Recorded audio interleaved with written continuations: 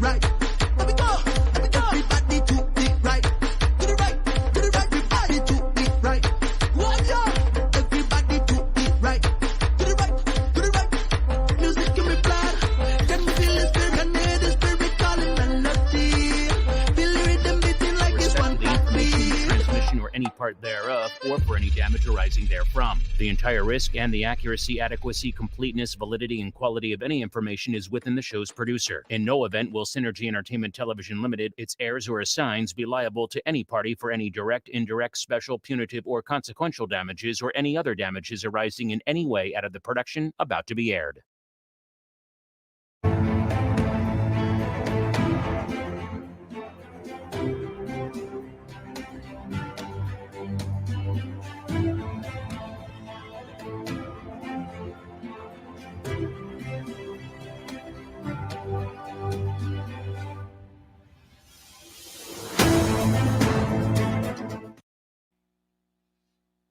Good evening Trinidad and Tobago.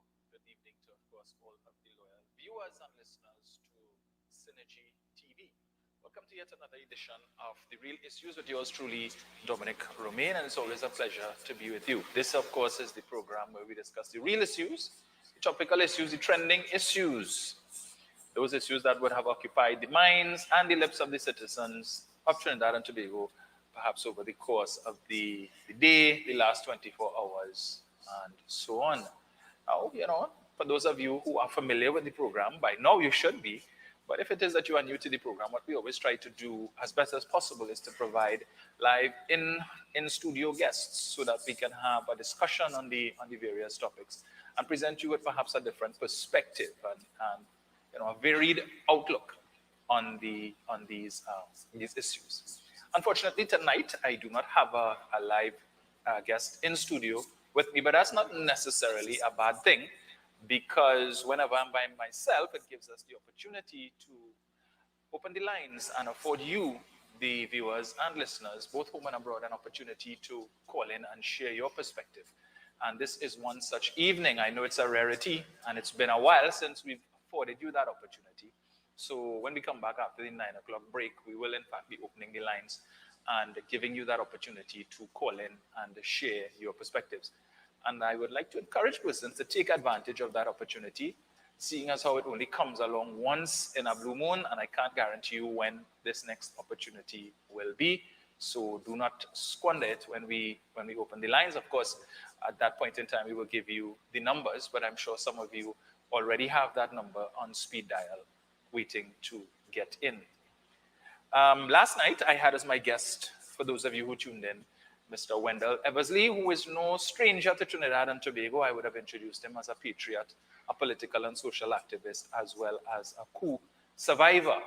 Many of us would know Wendell from the ordeal that he would have encountered, having been in the parliament on that fateful day, July 27th, 1990, when the parliament was stormed by Muslim insurrectionists.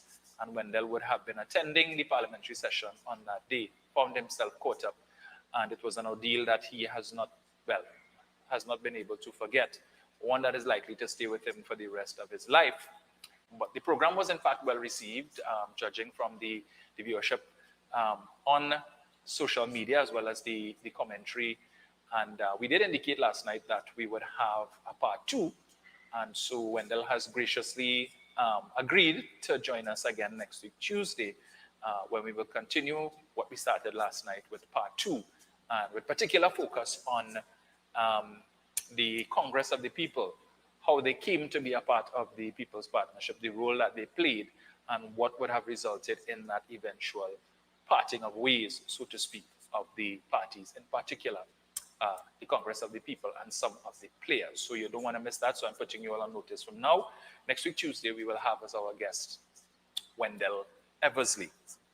So this evening, I wanna delve a little bit more into Monday's local government election, specifically to look at some of the comments that we've seen published from some of the leaders of the various parties that would have participated in this election on Monday.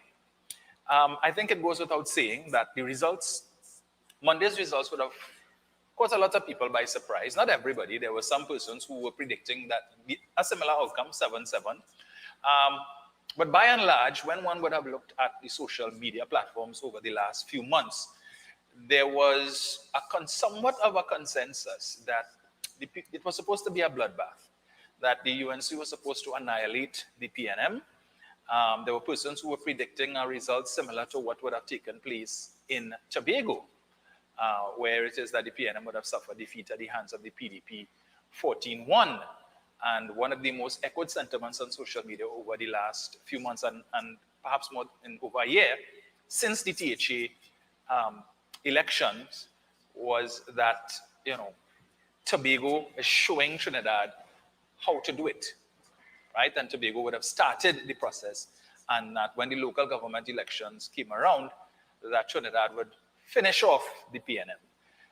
Unfortunately for the United National Congress, that did not happen. And notwithstanding the brave face that is being put out by the leadership of the UNC and to some extent the membership of the UNC, all is not well. All is not well. There is significant disappointment in the outcome of the election, because notwithstanding all of the work that would have been put in by the United National Congress over the last, 3 years, because the UNC really never stopped campaigning since general election 2020. They've continued their Monday night forum meetings. They have their Sunday morning press conferences. And then in between, they would have the occasional off-the-chart press conference to discuss perhaps some issue that they consider to be a pressing one at a particular point in time. So, and then of course there's a number of court cases that they would have undertaken in taking the PNM to court. A lot of which they would have been successful in. Chief among them being, of course, the decision to take the government to court for the decision to delay the local government election by 1 year. I prefer to say the decision to extend the life of the former corporations by 1 year, because when one looks at the reason given by the ruling party as to why that decision was taken, it makes more sense to characterize it in that way. For those of us who may not have heard the reason proffered by the government, it was simply because of the reform agenda and the Local Government Act, which proposes a number of sweeping changes to the way local government operates in Trinidad and Tobago.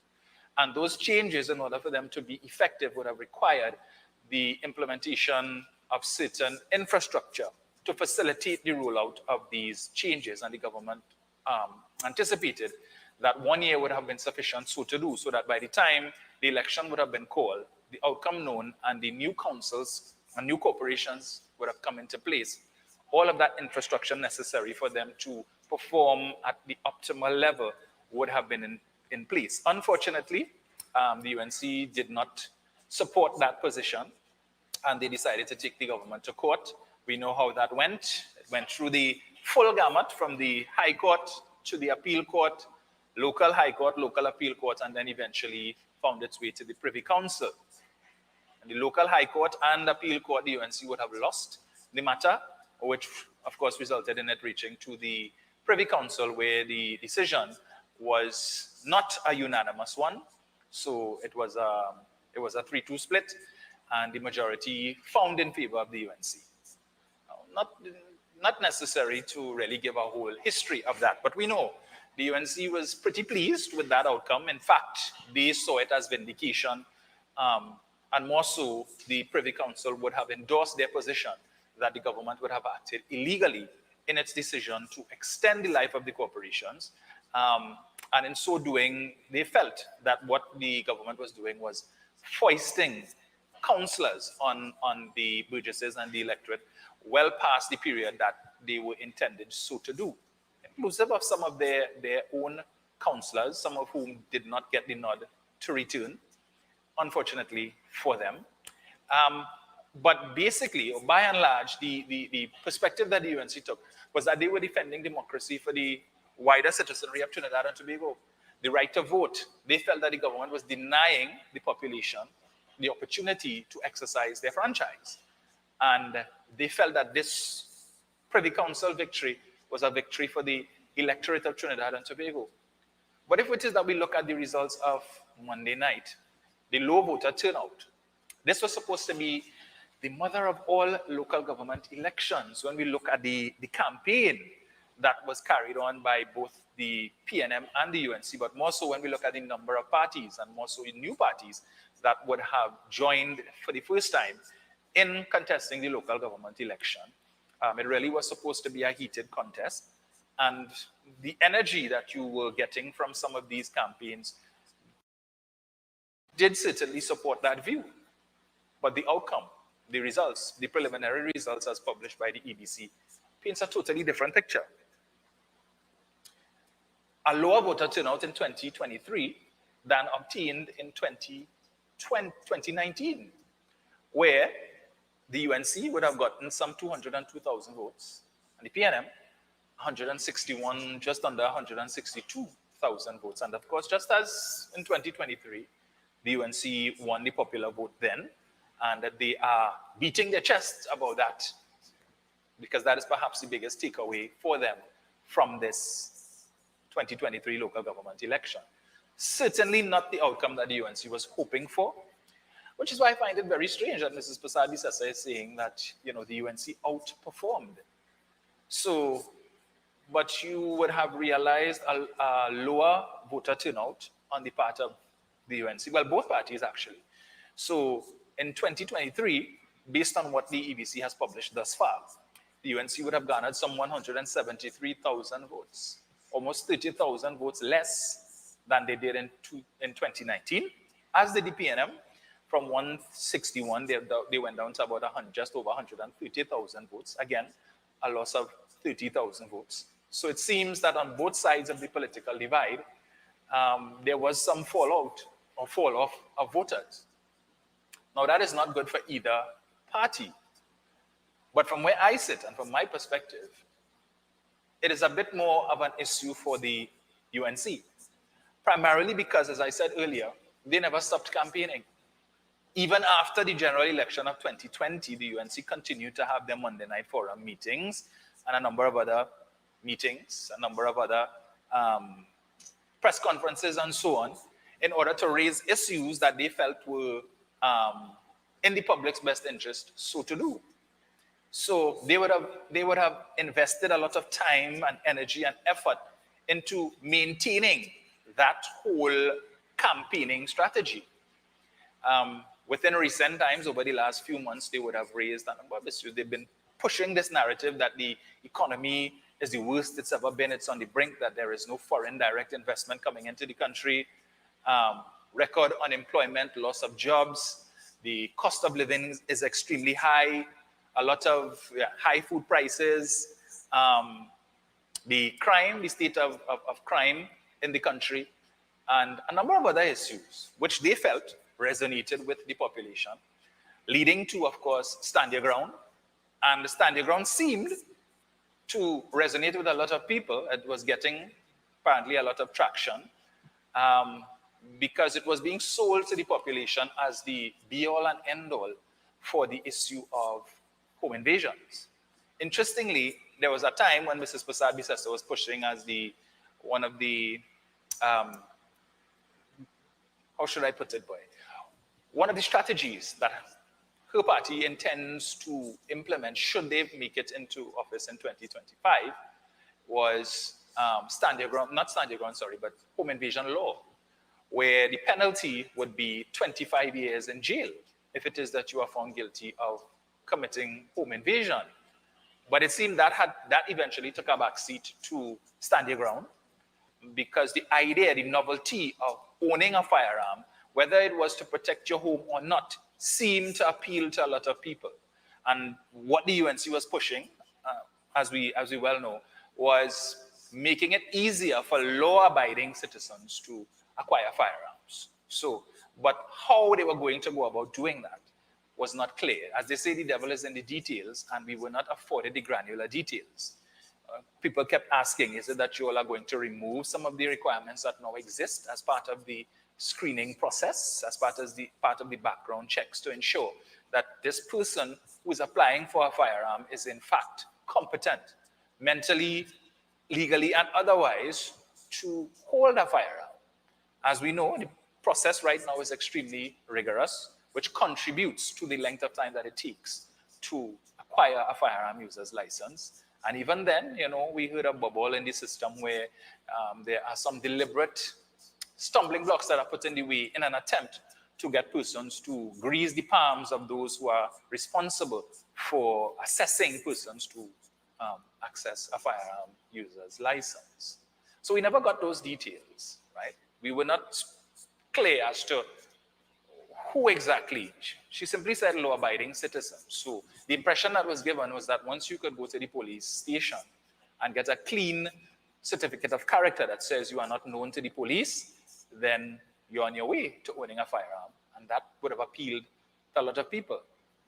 Of course, we on this side were asking questions. Well, if persons are claiming that they are struggling, they're living paycheck to paycheck, they can't afford to put food on their table, again, another narrative that was being pushed by the UNC, then how are you going to purchase a firearm?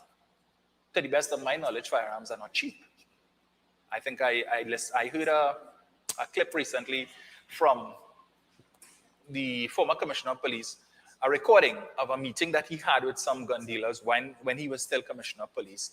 And, he was asking the question, how much a gun costs now? About $7,000 at least? $7,000? So if we can't afford to pay property tax of $981 a year, but we can afford $7,000, which is property tax for 7 years plus to purchase a firearm. And so persons were focusing on if they come into my home and they come to rob me or they come to hurt me or my family or to take my property, I empty in the clip on them and so on. And that started another discussion about emptying the clip. What is defending yourself? Where do we draw the line between self-defense and murder, right? Reasonable force. That discussion is still ongoing.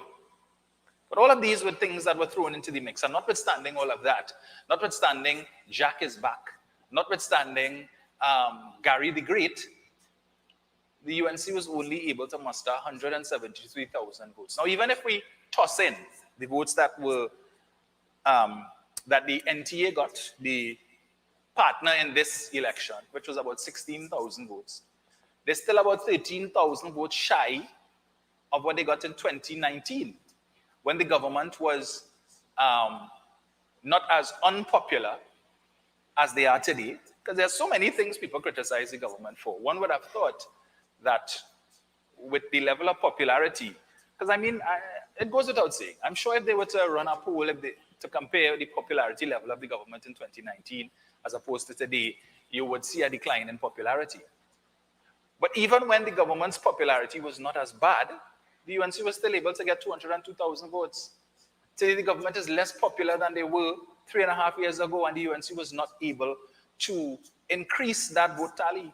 It went down, which for me leads to some confusion with respect to an article that I see in today's Express entitled, "The UNC Has Risen."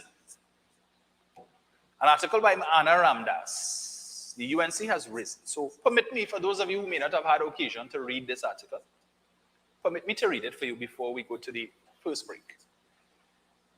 The United National Congress is ascending under Kamla Persad-Bissessa's leadership. And this is evidenced by the popular vote the party received and the gains it has made in PNM strongholds in the local government election.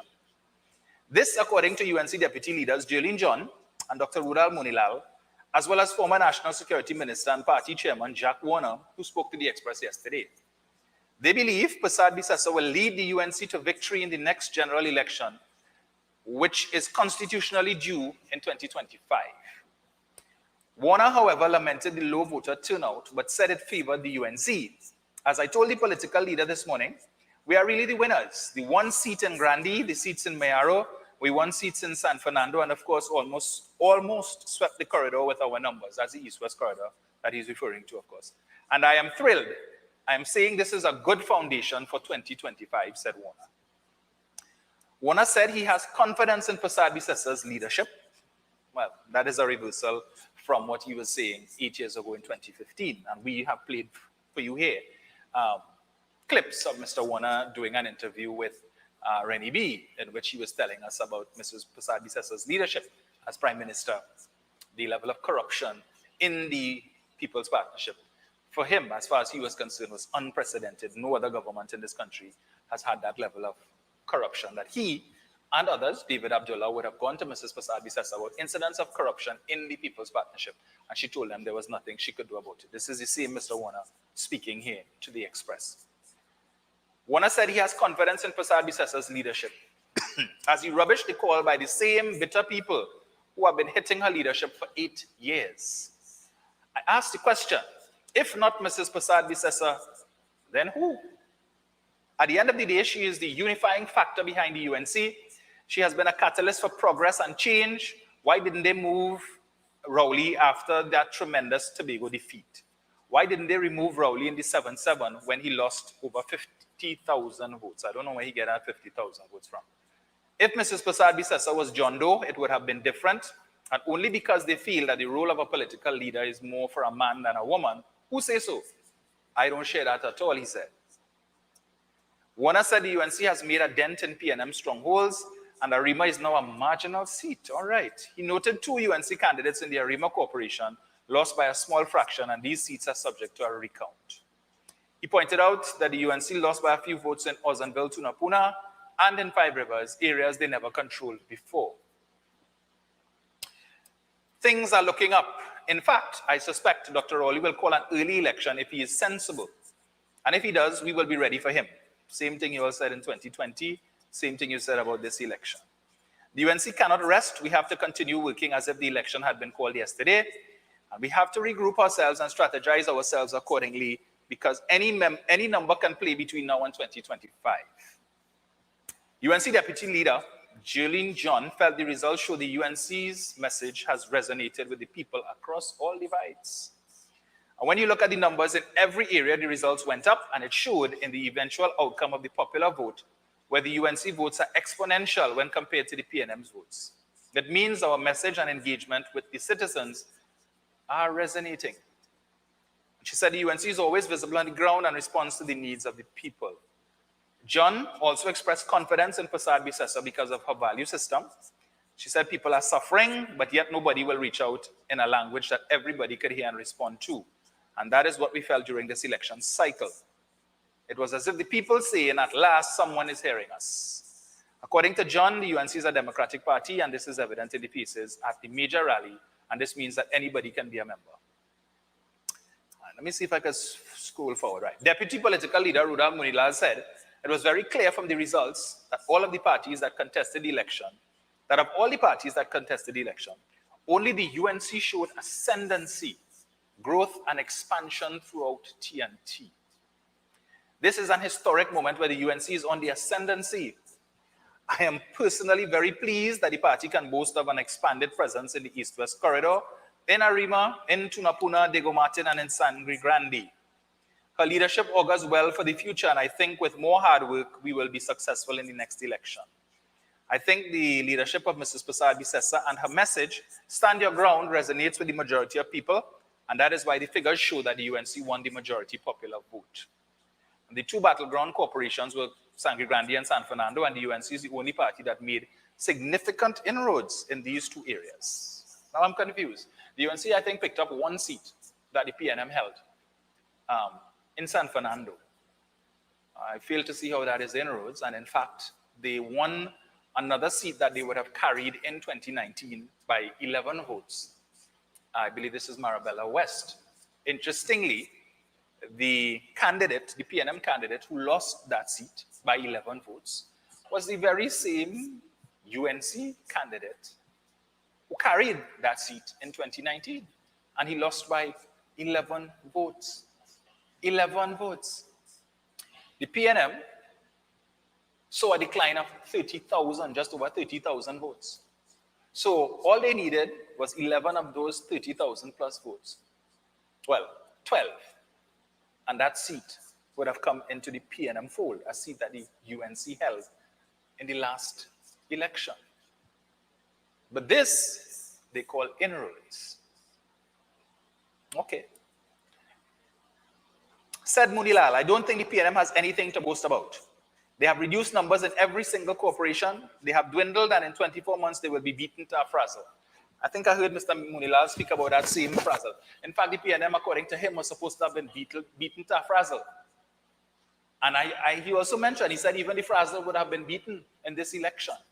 Really? Somebody needs to replay that clip for Dr. Munilal, in case he's suffering from short-term memory now, because I didn't see any frazzle in this election. Now, I don't know how best to characterize this article, if I should call it how to lose a general election for dummies or playing smart with foolishness. You see, this is the problem with the leadership of the UNC. That every time an election result doesn't go their way, rather than face reality, speak to their supporters from an honest standpoint, they're always trying to find ways to hide or to excuse the failure. In 2015, rather than accept the defeat and what caused that defeat, the many incidents of corruption that occurred and the ministers being fired and all of the different things that happened between 2010 to 2015, instead, they sought to ascribe their loss to the 1 hour extension of voting time. And you only challenged that 1 hour extension in 6 marginal constituencies. So apparently that 1 hour extension only applied to those 6 marginal constituencies. Then we heard they lost because the chief elections officer of the EBC was the niece of Maxi Coffee. Then we heard it was because of Emailgate. So many different reasons were proffered. But we will delve into that a little more when we come back on the other side of the break. So stay locked, and we will be right back.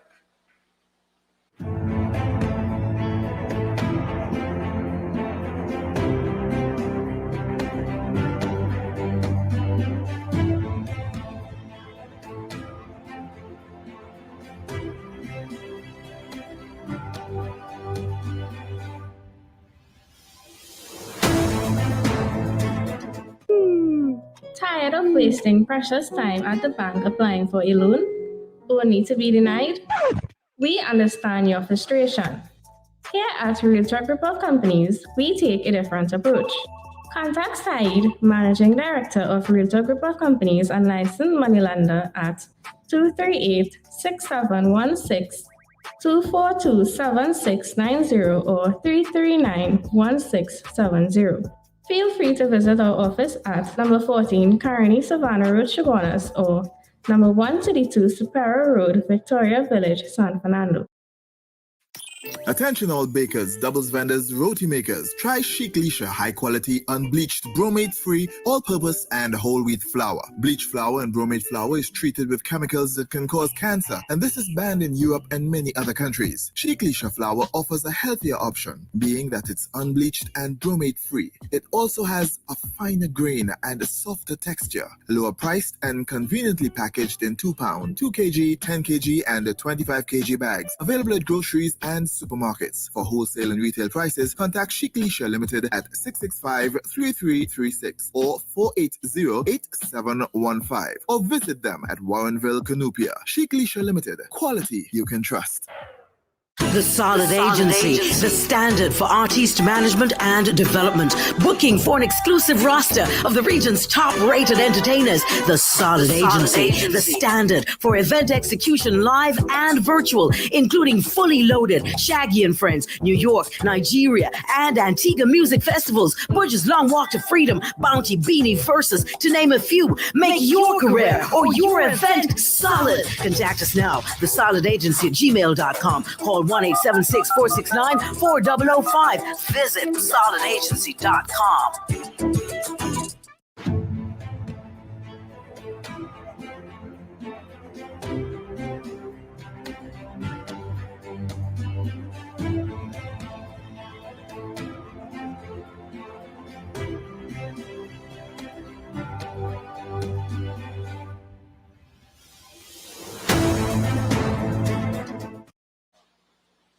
Welcome back.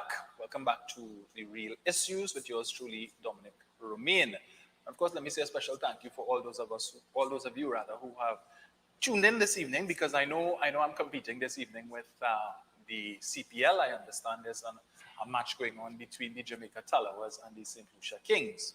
So some people might be, in between both, and some people who may not be cricket fans have opted to tune in this evening, and we always appreciate your viewership.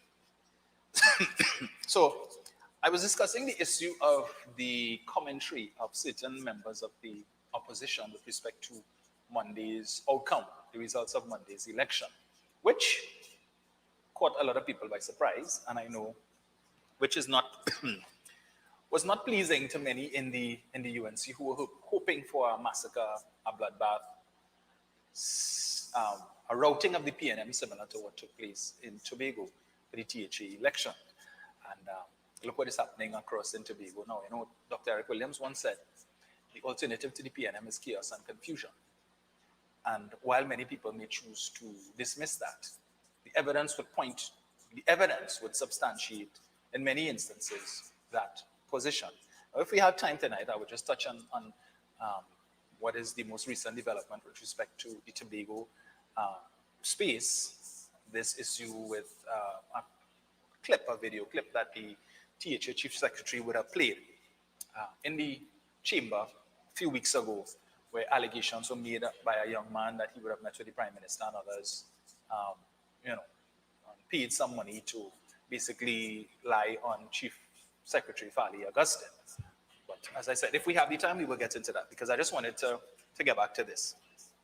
So if you're just joining us, I would have read prior to going to the break an article in today's Express entitled "The UNC Has Risen," where two of the UNC's deputy political leaders and a UNC returnee, Jack Warner, would have commented on the results on Monday and are of the view, the consensus, that those results point to an ascendancy on the part of the UNC, never mind the fact that they would have gained less votes this time around against a more unpopular government than they did in 2019, 173 to 202. Now, there's a school or a brand of mathematics in the UNC that is referred to as Kamla-matics, where less is more. And I don't know if this is an example of that, where less is more, because I fail to see how 173 down from 202 is evidence of ascendancy. Last I checked, ascendancy meant you are on the rise, you're improving. But maybe I need to purchase a dictionary.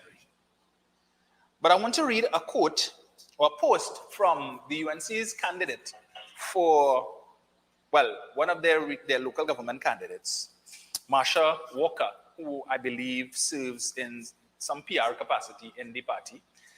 She was the candidate for La Puerta, Goodwood, Glencoe in Monday's election. And she had a particular take on this latest, on the comments of her colleagues in the UNC with respect to the UNC being on ascendancy. And it reads, "Votes don't win elections, seats do. We know the rules, we know the game we're playing, so stop making excuses and make results. It's that simple.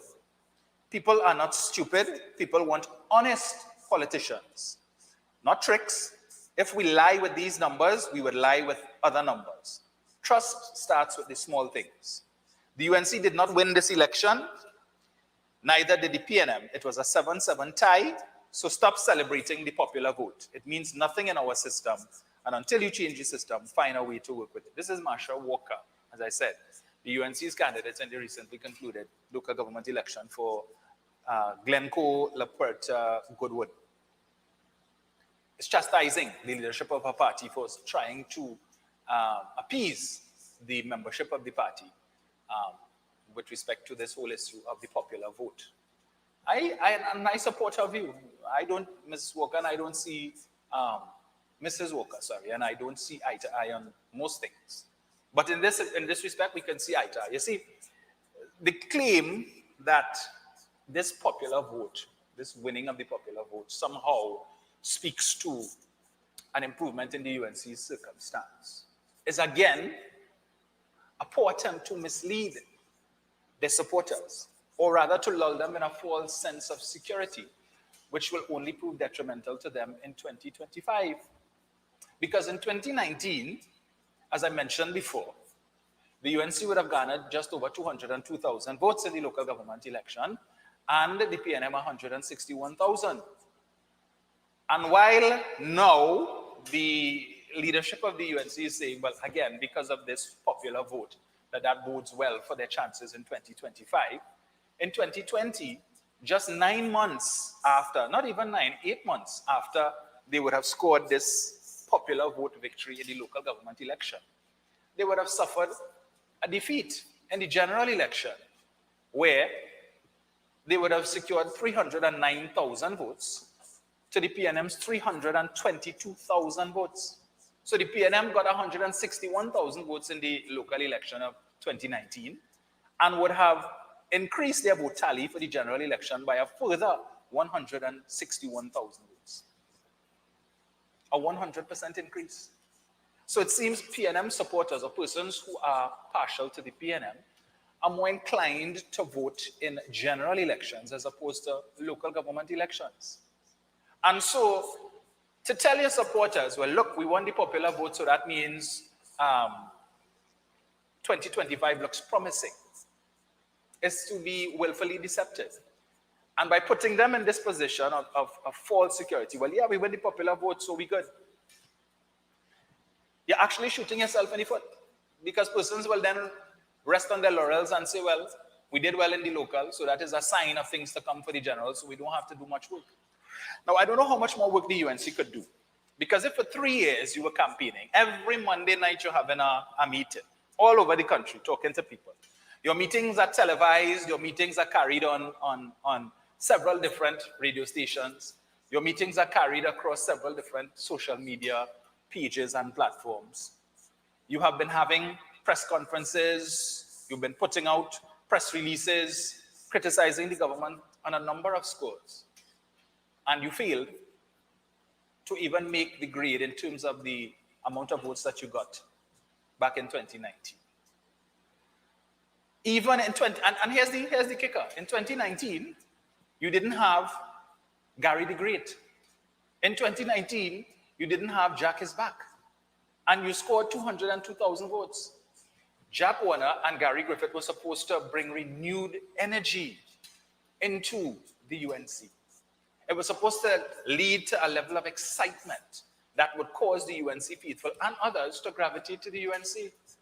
But the fact that you lost almost 30,000 votes, now if it is that we add what the NTA got, because let's face it, most of the NTA votes was really UNC votes, because in the districts where the NTA would have put up a candidate, we know that the UNC did not.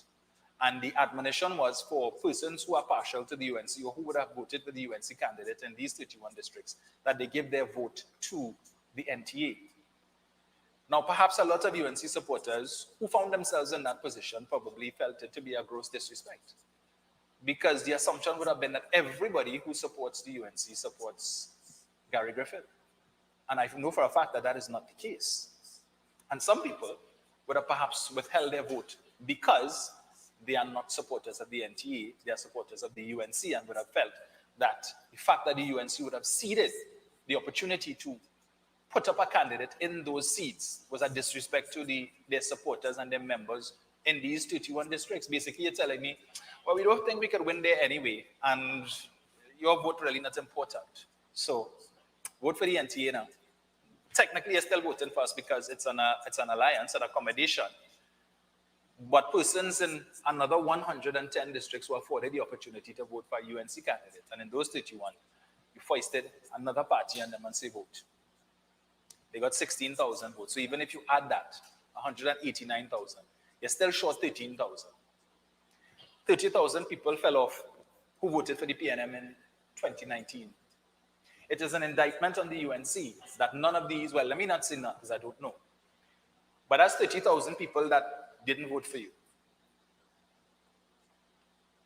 So not only did you lose persons who supported you in 2019, you were not able to attract those who felt disenchanted by the PNM to the point that they did not give the PNM their vote, or they simply didn't vote at all. It says that about 30,000 people chose to withhold their vote, not stain their fingers, rather than support the United National Congress. But further to that, all of the hullabaloo that we made about the Privy Council case, and the Privy Council say, and the Privy Council this, and this is a victory for democracy, and a victory for the people of Trinidad and Tobago, and the preservation of your right to cast your ballot. And that the UNC was the party that defended that right. Over 700,000 citizens who could have cast their ballots, who were eligible to cast their ballots on Monday, basically said to UNC, we don't care. We never asked you to go to the Privy Council first. It's neither here nor there with us. So, in other words, they would say, you did all of this work, but yeah, thanks, but we're not interested. We weren't, so this right that you fought for us, we really don't care if the election was called in August, if it was called in December of 2023, December 2024, whatever it called. We just weren't interested. Plain and simple. Now, if that is not a slap in the face of the opposition, I don't know what is. I really don't know what is. That's over 700,000 citizens who told you thanks, but no thanks. And when you thought this was this big victory for democracy, so you fought for a right that most people really couldn't care less to exercise. So, how are you going to convince these people to give you their votes in 2025? Of course, the NTA expected to perform better. And I'm certain, even in that camp, they're unhappy. Because when we listened to Gary the Great, what we were hearing is that they were quoting former COP voters. The 147,000 persons who voted for the COP in 2007. Now we know some of those persons would have been disgruntled UNC members, supporters who would have gone back to the UNC. But even so, Mr. Griffith has been, constantly telling us about the ONR and the NAR and the 91,000 and all of these people. And, he's encouraging persons who would have supported the COP, that constituency of voters, to throw a lot in with the NTA. But many people would have been turned off because they would have seen the NTA as being a proxy of the UNC. And they say, well, if I wanted to vote for the UNC, I would have voted for the UNC. I am of the considered view that the NTA would have fared better if they had contested the elections on their own. Now, they are seen as being a proxy of the UNC. And Mr. Griffith has indicated that he intends to pursue and to continue this alliance, this accommodation going into 2025. Would it be to his party's detriment? Well, time will tell. But the UNC understands that the only time they were ever able to defeat the PNM on their own was in the year 2000. And look how that ended. In the space of less than a year, that government fell. Again, under the weight of corruption. We know what would have happened then. The issue of the Piarco Airport, Ramesh Lawrence Maraj wanting to pursue allegations of corruption in that party as he was the Attorney General, allegations of corruption against his government. And there were a number of issues that he wanted to investigate. Aside from the Piarco Airport, there was the Incogen deal, the Salcott, and such matters. And he and his Prime Minister fell out. It was Mr. Maraj who would have retained the services of Bob Lindquist. Bob Lindquist was the man that was retained by the NAR to go after Johnny O'Halloran, and whose work would have resulted in Trinidad and Tobago getting back money from what Mr. O'Halloran is alleged to have stolen. But yet still it seems that there were certain members of the UNC who weren't too keen on Mr. O'Halloran, and perhaps his capacity and his ability to unearth corruption. In the space of just 2 months, Mr. Lindquist would have unearthed enough wrongdoing that led him to describe the Piarco Airport scandal as the greatest act of corruption ever perpetrated on the citizens of Trinidad and Tobago by its government. Those were the words of Bob Lindquist, and it's on his profile on his page, his web page. With respect to that particular investigation, we also had Carl Hudson Phillips, noted QC, who was retained by then Attorney General Ramesh Lawrence Maraj to assist Mr. Lindquist, and both of whom would have completed preliminary work because they had a 2-month window in which to do that preliminary investigation in the lead up to the 2000 election. And subsequent to Mr. Maraj's departure from the government, having been fired by Mr. Pandey, Mr. Pandey would have appointed Kamla Prasad-Bissessar as Attorney General. And one wonders, one asks the question, why did Mr. Pandey choose Mrs. Prasad-Bissessar to replace Mr. Maraj? Is it that he felt that she was pliable, that this is somebody that he could control, but more so somebody he could trust to discontinue all of the investigations that Mr. Maraj had started? And we see, for those of us who are inclined to do research, evidence would show that it appeared that that is exactly what Mrs. Prasad-Bissessar would have attempted to do when she became Attorney General, because the first issue that she sought to tackle was the basis upon which Mr. Maraj would have retained the services of Mr. Lindquist and Carl Hudson Phillips. And she felt that he should have gone the way of tender, right? That he should have put out a tender for these briefs and so on. And she received a significant tongue lashing from Mr. Carl Hudson Phillips by way of letter. And also, too, she questioned why Mr. Lindquist's report was only interim. And he, too, had to let her know, well, look, I was hired by Mr. Maraj, with just 2 months to go before a general election. He is my client, and I'm obligated to report to him before the election. So she was looking for ways to fire these two men, and basically both of them said to her, look, no need for you to try to fire us. We put in our contracts. Our work would end just before the election, and if after the election you want to retain our services to continue our investigation, no problem. Right? So that was the issue there. And no. Mrs. Prasad-Bissessar, so we know what is her position with respect to that whole Piarco Airport matter. She first described it as a 25-year PNM smear campaign designed to make the UNC look corrupt. And then when all of the evidence started to come out from the inquiry into the airport being published via a 5-part series with Mark Basant on TV6. And eventually, she was forced to capitulate. And she now says, well, don't try to put that on me. That's Pandey. Pandey is not part of this UNC dispensation, right? So, that nothing to do with me. Talk to he. So we went from a 25-year smear campaign to don't blame me, blame Pandey. All right. But coming back to Monday's election results, right? If that party wishes to go down this road, I'm sure the PNM would be more than happy. Because the PNM certainly has not put out as much effort as the UNC has over the last 3 years to try and woo the support of the population. By no means have they done that. I mean, whereas the UNC has a meeting every Monday, so you're looking at least 50 some odd meetings every year. So that's over 150, almost 200 Monday meetings they would have had in the last 3 years since the general election. PNM has had a handful of meetings. If they have one public meeting every 3 months, they have plenty. And yet still, they were able to avoid a routing by the UNC, albeit they did suffer a loss in terms of the voter turnout. There are many things that could be ascribed to that voter turnout, and I suppose that when the party does its introspection, they will be able to come to some conclusion as to what went wrong, because I'm sure they're not pleased.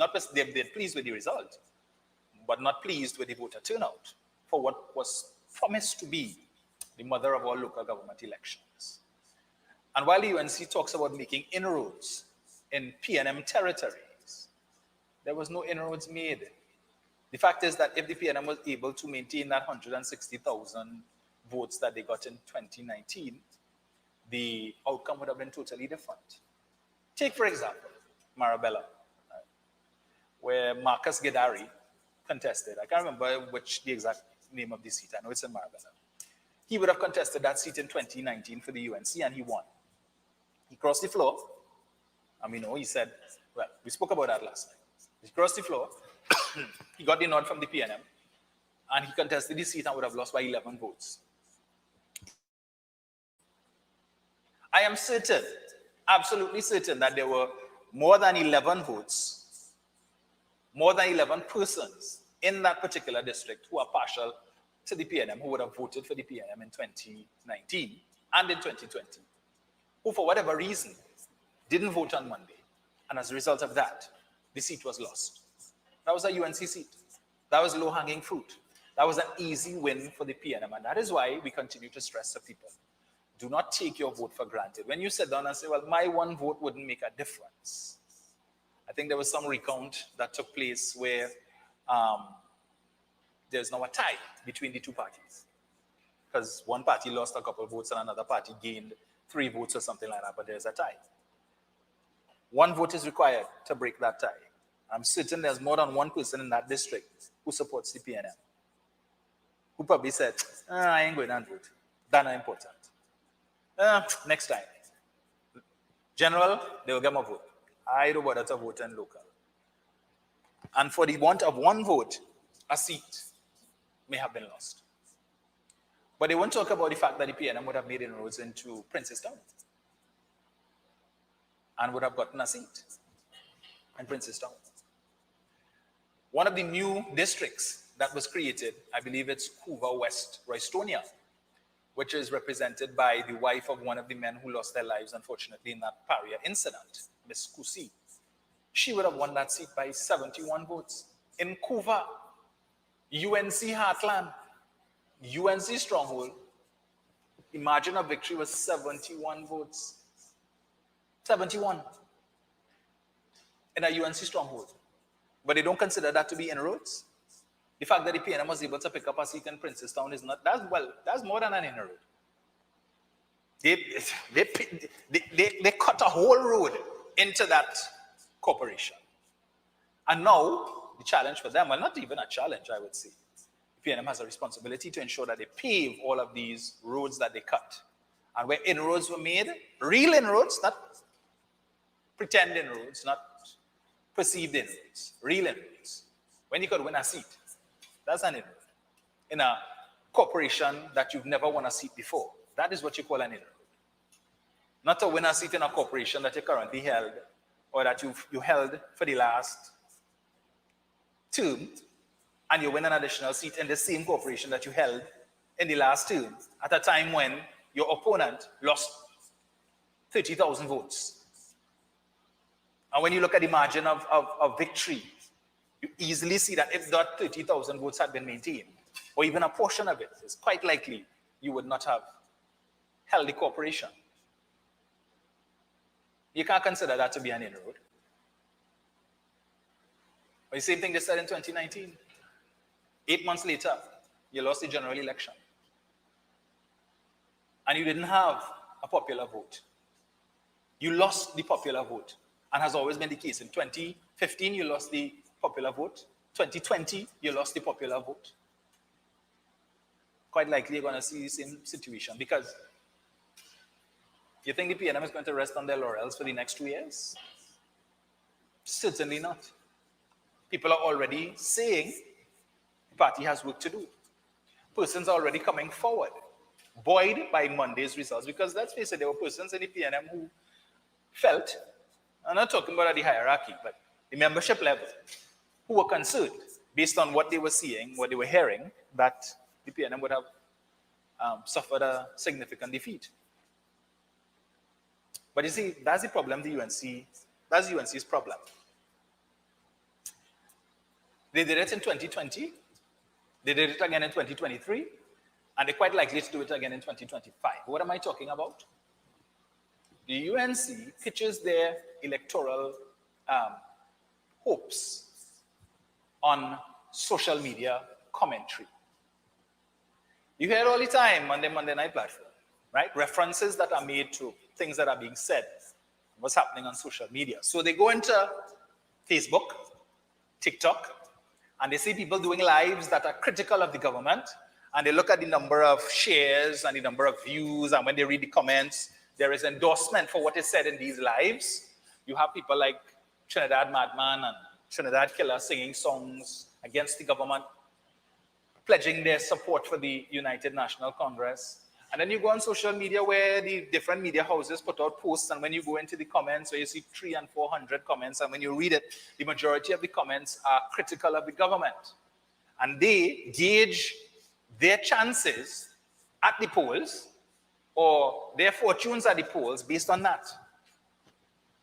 Because they assume, hey, everybody vexed with the government, every comment you read, they vex, they cussing the government.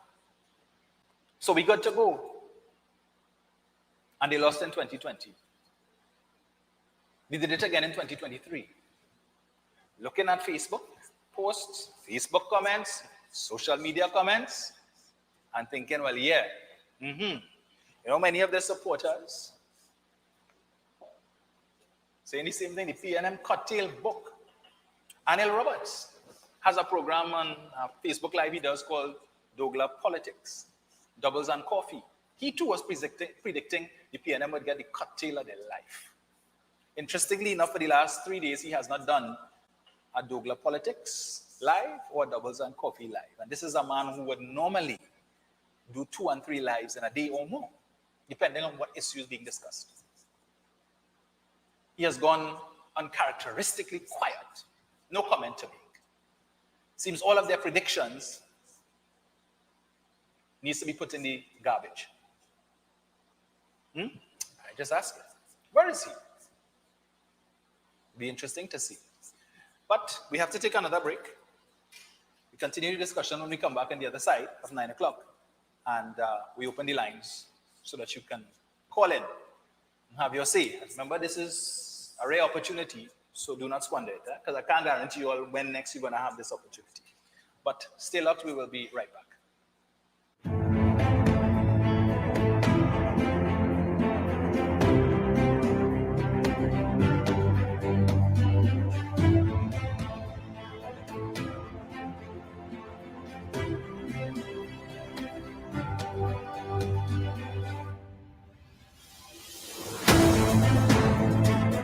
Green Dot continues to deliver internet connectivity to a wide range of communities in Trinidad.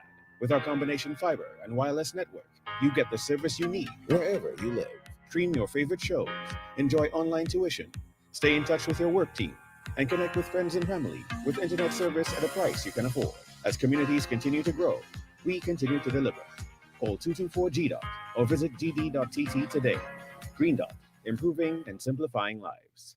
A warm welcome awaits you at Alicia's Palace, a hotel nested in the quiet hills of Lady Chancellor at 1 3/4 mile mark just above the Emperor Valley Zoo. Alicia's Palace is the perfect place to combine pleasure and business. A 24-hour facility with full amenities, including air-conditioned rooms with Wi-Fi, mini fridge, microwave, and cable TV. Designed to provide you with quiet comfort and convenience. The perfect staycation location where you can swim in the outdoor pool, soak in the jacuzzi, or simply soak up the sun, all at an affordable price. Relax and enjoy local dishes in an eco-friendly environment. At Alicia's Palace, they conduct steam cleaning of all rooms and common areas in keeping with current health and safety protocols. Whether it's a special occasion or simply just to get away, Alicia's Palace combines affordability and quality service. For more details, check out their Facebook page, Alicia's Palace HQ, or give them a call at 621-1017 or 624-8553. If you're planning an event, make us your first option. At Reality of a Dream, we can make your event memorable. We can assist in planning your corporate functions, moderate gatherings, family occasions, christenings, and more. We also cater for weddings and other special occasions. Our newly renovated venue includes a majestic entryway, which takes you along a path to a fantastic indoor facility, which can accommodate up to 80 dining guests. A recently completed, fully air-conditioned, beautifully designed wing, which maintains the theme and flow of Reality of a Dream, adds 30 extra seats for dining guests. In total, we can now seat a total of 110 dining guests. Come see for yourself the splendor that awaits you. Walk along the path and make your way to the breathtaking, well-maintained swimming pool and gazebo, and also the entire grounds of Reality of a Dream. We've also updated the Dream Suite, which comes with all modern conveniences, where guests can enjoy the feeling of an exquisite retreat overlooking the entire area. Reality of a Dream caters to professional events. We provide secure parking for guests, so call us at 332-6880 and ask for Harriet, located at number 15 Moses Avenue, San Juan. Reality of a Dream, making dreams come true every day.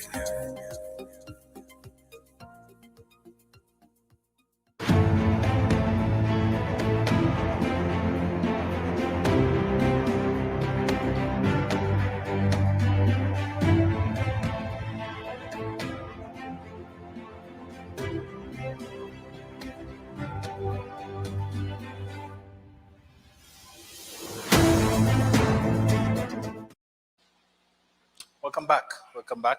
Thank you for staying locked to SynergyTV. And you're tuned into The Real Issues with yours truly, Dominic Romain. If you're just joining us and you're a normal or usual viewer, as noticed, I don't have a guest with me this evening. And I said we would use the opportunity to present you with the opportunity, the rare opportunity, to call in and share your views on, the issues of the day. We're talking this evening about the local government election, the results. Was it what you expected? Were you pleasantly surprised? Were you not surprised? Did you expect that? Did you not? And what are your thoughts on the fortunes of the different parties? What are you hearing on the ground? Now, I just want to touch quickly on one of the seats that I mentioned earlier with respect to Marcus Gedari in San Fernando Corporation. I believe the composition there now is 5 in favor of the People's National Movement. The UNC would have picked up an extra seat, Marabella West, I think it is. John Michael Ali Bocas, he would have prevailed over Miss Marisho. And I think he won by some 27 or 26 votes was the margin of victory there. Of course, the UNC is pleased about that. I think that seat has been held by the PNM for quite some time. But again, when you have a decline of some 30,000 votes, that too would have contributed to that result. So it wasn't based on anything special that the UNC would have done to encourage persons to support them. But nevertheless, that is the outcome. I know that was one of the seats, I think, where a recount was requested. And I don't think there is a change in terms of who the overall winner is. There may have been a change in maybe 1 or 2 votes, but the result remains the same, that is to be counted in the fold of the United National Congress. But in the case of Marcus Gedari, where he would have lost by 11 votes, I mean, I think that is an indictment really on the opposition party, because this is a seat that you carried in 2019, and the very person who carried it for you would have crossed the floor and almost kept the seat, almost took the seat across to the People's National Movement. But for the want of 12 votes, he would have lost that seat, unfortunately. There was also a recount there as well, and I don't think the result has changed. But, I make the point, and this is sometimes, how should I put this? I have a friend who lives in that district. And in holding discussions with him, I contacted him with the outcome, and I said, went on, trying to get some sort of perspective as to what may have resulted in. And, he said to me, he said, well, look, I can tell you we didn't vote. My family didn't vote. And there were sufficient votes in my family that could have taken him across the line. But we didn't vote because we took issue with the fact that he was selected as the PNM's candidate. And this is somebody who just 2 weeks prior to crossing the floor would have been, knocking the PNM on a UNC platform, and that he would have decided to cross the floor, come across to the PNM, and they took issue with him being selected as a candidate, where they felt that there were more deserving persons in the PNM camp who perhaps would have worked hard and should have been given the nod instead. And for that reason, they opted not to cast a ballot.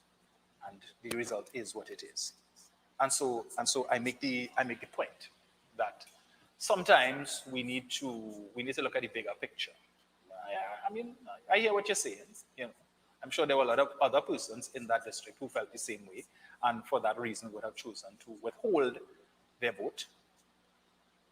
But I know that there were sufficient PNM supporters in that district who, had they cast their ballots, the result would have been different, and that would have been 1 seat less in the UNC's count. But I see we have a caller on the line. Hello, good evening. Good evening, Dominic. Good evening. The UNC have a serious mental problem, eh? In 2010, they won. Yes. EBC didn't cheat. No. In 2015, they lost. EBC and PNM cheat. Yes. 2020, EBC and PNM cheat. Now, how is it calm or quiet? Did she get COVID of her voice? Yes. Did she get pip? Did she make too much around? Because you always know they cheat. Yes. When ILP contest 2020, they had no issue with EBC. PP had no issue. Why is always UNC have an issue with the EBC? Had they won in 2020, EBC with the best things in cell phone and microwave. Something is wrong. So true. This lady called Bernadette Mutu and Jerome Cummings. Why are quiet today? They never discuss issues to know. It's always PNM thief. Then bring the proof PNM thief. Correct. What Jack wanna do? Bring the proof. Look at Anna Roberts, room 201, you're smoking weed. Look at, David Lee. Look at Gerald Ramdeen, you carry people money. Those are issues, and UNC keep it quiet. They always say, PNM thief, what do you do so and so? And then we have this upstart called Farley. Does he understand the roles of the government? Prime Minister Rowley is of TNT, not just Tobago. Farley, you are a little boy playing man, right? You have yet to become an adult because he's Prime Minister, he's above you. You have no right being in power. Same thing, Gary Griffith. You nitpick Aruda Barrett's hair. Griffith, he have hair, right? But discuss issues, discuss the crime. How is somebody here an issue, Gary? You go on your offensive, you are petty-minded, infertile, want-to-be man. Dom, have a good night, my darling. Keep up the good work. Thank you. Bye-bye. Thank you. Yes, and all very valid points indeed. Hello, good evening. Hello, good evening. Hi. Hello? Yes, good evening, Kola. Dominic, good afternoon to you, my dearie. Hi, how are you going? Good. Dominic, Yes, ma'am. listen to me, darling. It wasn't a surprise to me with this election because, the UNC had decided, well, they're going into BDP, and you understand it? And the corporation, they were looking at San Fernando and the Martin Borough. Right? I am interested. What I'm interested in right now, the Sandy Grande Regional Corporation, Dominic. There's a lot of wrongdoing taking place up there. You hear what I'm telling you about? I am very much interested of what taking place in that Sandy Grande Regional Corporation. And I'll tell you one thing. I know my Prime Minister is a very strong person, okay? You hear me clearly, sweetheart? Yep, loud and clear. Right. And Dr. Ali, I know you could and you will make it. You know what I'm telling you about? I worked for the election. I can afford to tell you. It was, it was the worst. I worked it from the day the special ballot started off. I worked there until the Monday night. You understand me? And a lot of money pay off. And look at it. They joined up with so many people. What they did absolutely nothing. Are you agree with me? I agree with you. They did absolutely nothing. But as I said to you, my Prime Minister and Member of Parliament for Tobago Martin West, I know you can't and you will make it. Have a good one, my darling. You turn safe. Will do. Thank you.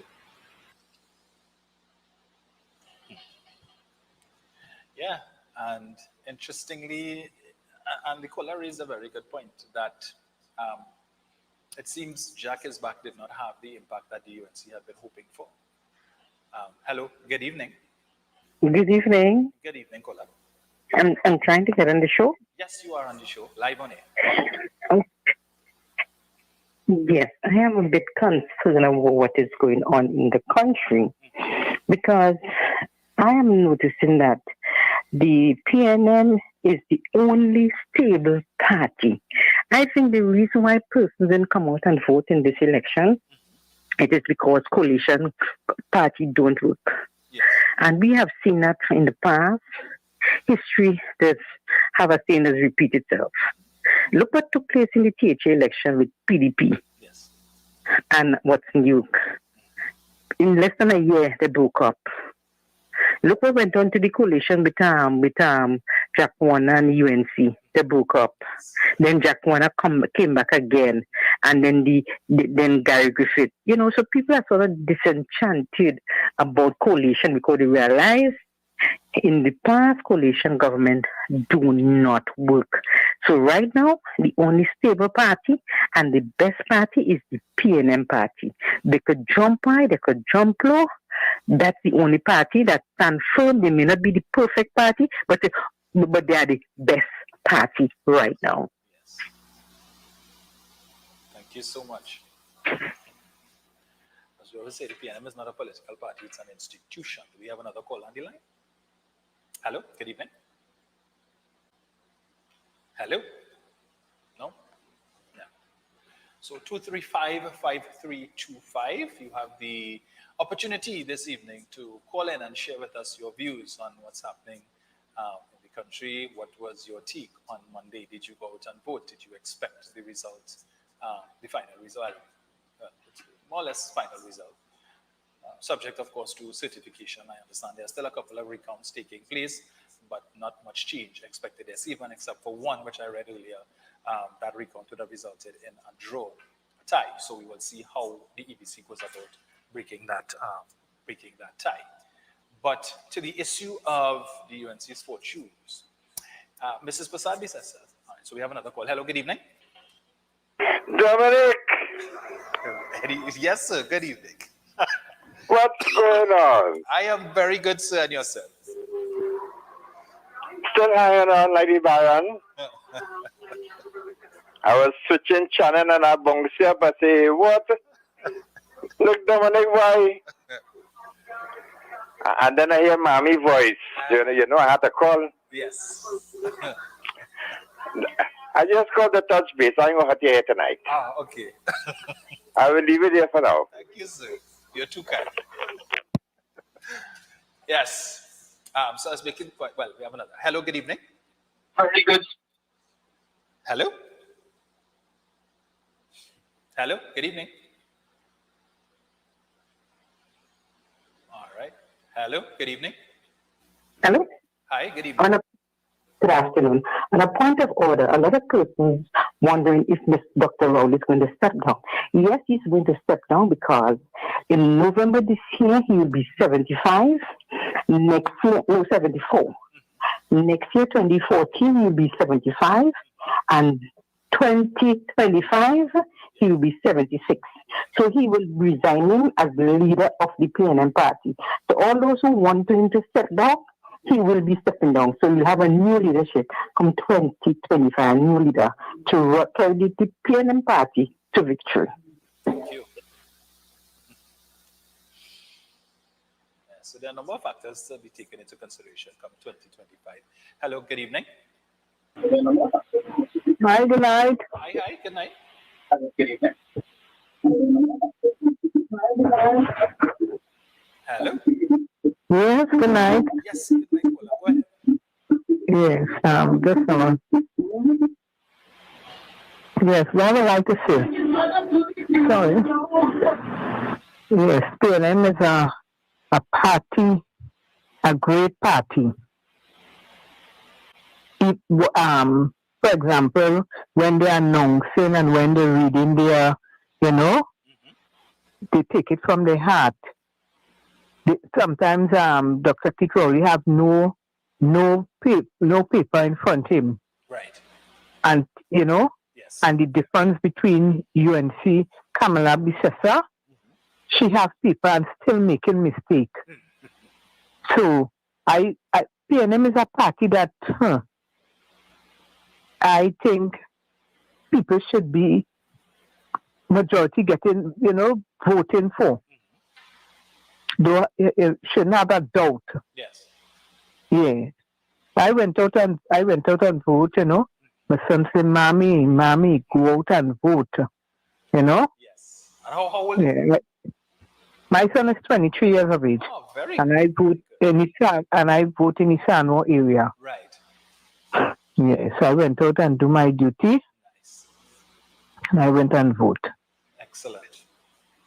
So I'm saying PNM, I am proud. Since I am voting, there's only one party I vote for. And I always say, if I am not voting, I'm voting for nobody else than the PNM. Right. Thank you so much. And I'm sure the PNM thanks you as well. Hello, good evening. Hello? Yes, good evening, caller. Good evening. I wonder if I'm on the right. Hello? Yes, this is SynergyTV and you're live on air. Yes, good. People talking about the PNM and party. When they had chosen the name for that party, People's National Movement, I mean, that was something I was thought was put in place, The People's National Movement. Yes. It's a movement, and you cannot stop a movement. True. You cannot stop a movement. And even when you look at the thing of the Balizé will dry right down. And next thing you know, the Balizé blooming again. They can't stop the PNM or its leadership. Yes. Mr. Rowley is a man, Dr. Rowley is a man with foresight, intelligence, dignity. And he will be there until he resigns, and then we will get the right person to take over and to keep the movement moving forward. Yes. So the People's National Movement. It's not jumping party. You go to a party, you're tired after 6 in the morning, you want to go sleep. But in a movement, you're moving. Yes. Okay? And I really enjoy this program. You have a nice night. Thank you. You too. Do we have another call? No? Where does the UNC go from here? They said, well, they know the only way they could win, beat the PNM, even if they consider to be the PNM weak at this point in time, is through coalition. But their partner options are limited. Philip Alexander has indicated that his PEP party is not prepared to join or have any sort of association with the UNC. Who's left? You have the PDP, you have the TPP in Tobago, albeit that while they may be gun shy to criticize Pali Augustine at this point in time because they're hoping that the Tobago People's Party can perhaps win those 2 seats in 2025. Let us not forget that there is a THA election due in or around January of 2020, December, January 2025. And, or summer, yeah, well, in 2025. So we don't even know if Fali will still be there. But, hello, good evening. Hello, good evening. Hello, good evening. Hi, good evening, caller. Hello, good evening. Yes, good evening. You are on air. Yeah, instead of talking about UNC and Kamala and thing, right? Yes. Why don't you talk about the murders and all these things that are going on? Yeah. We can do that. I think that is more important than Kamala and them. Mm-hmm.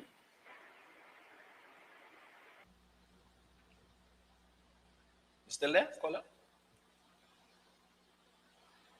Hello?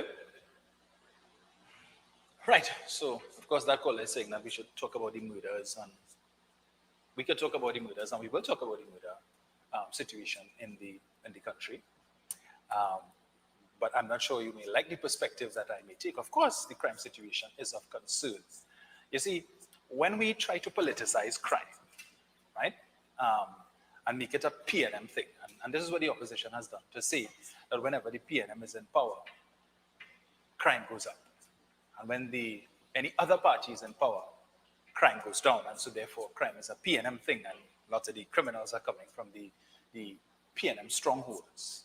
And so, therefore, let us blame the government. Fitzgerald Hines made a statement for which he was vilified, where he said that it's not his responsibility to keep the country safe. Context is very important. And the point that he was making simply is to say that it is not my personal responsibility Meaning, when I wake up in the morning, I don't put on a khaki suit, or I don't put on a gray shirt and a blue pants and steel-toed boots and go out on the beat to fight crime, find criminals. Well, we have a call. Hello, good evening. Hi, good afternoon. Yes, sir. Good evening. Yeah, the biggest problem with the UNC, and it's something that they fail to realize, Trinidad is a multi-ethnic, multi-religious country. But you see that Hinduism and that racism, that is the downfall, because you cannot be calling people of African descent monkey, gollywog, black man, using the N-word, and expect these same people to come and vote for you.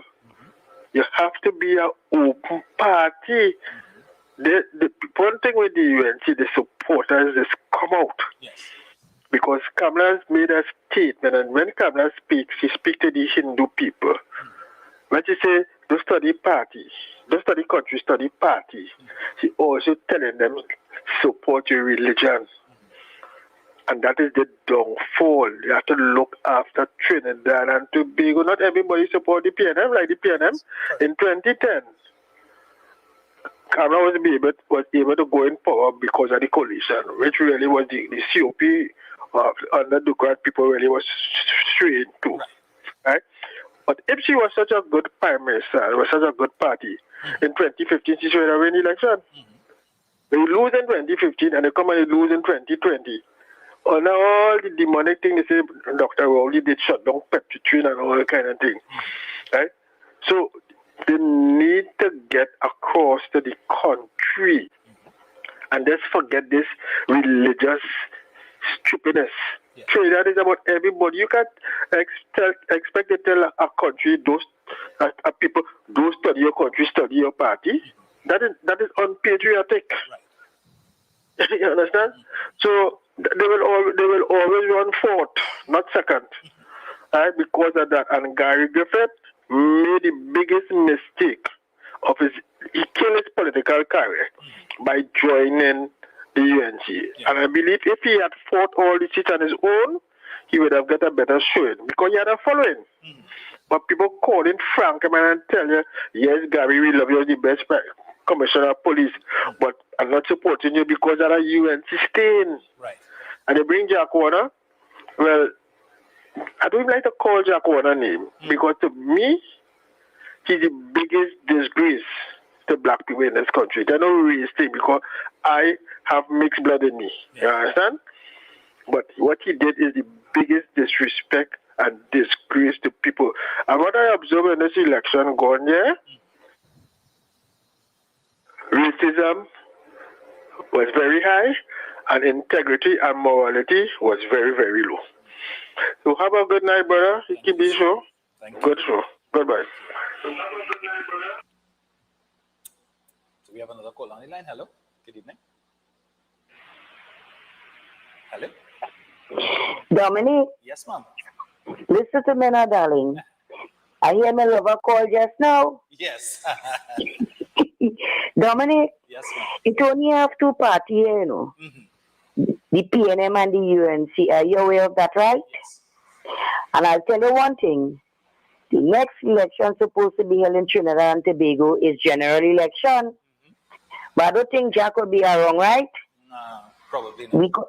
Because when he had the plane touched down in the airport, let him say he ain't going now. You hear what I'm telling you about? Yes. It's only two parties here, the PNM and the UNC. Did I hear a caller talk about Dr. Rowley, his age or something like that, when he'll be going or something like that? Am I right or wrong? Yes, a caller did mention that. What she said? She made the point that in 2025, I think Dr. Rowley will be 75 or 76. So therefore that would play a part in his decision to step down as political leader. So that would be more and look at new leader in 2025. Dominic, look at my prime minister. Do you look at my prime minister very good? Yes. He look very good for his age, right? Yeah, I'm telling you about. Trust me to God. Yes. I am telling you, within the next parties, only have two parties here right now. It have the PNM and the UNC. And when the general election call, I don't think Jack will be wrong. He'll be playing football in the United States. I go on. Thank you. Do we have another caller line? Yeah. Hello, good evening. Yes, Dominic. Good evening. Hi, good evening. Yes, a few callers ago mentioned to you that you're not mentioning about the crime. Yes. Well, I think we should speak something about where Kamala mentioned about the matic and to load it up and shoot and how blood will flow and all of that. Yes. Maybe this is what she wants to hear you speak about. Because if she wants to load it up and load it up, that's it. No. Talk about that. Thank you. Thank you. Right, so we have to take a break. But when we come back, we continue to take your calls and we continue the discussion. And, you know, to the caller's request, I definitely intend to speak about crime and put a different perspective on it rather than make it political and seek to blame the government for the crime situation in the country. Let's look at the reality and what really is responsible for the current crime surge. So stay locked, we'll be back. Don't touch it.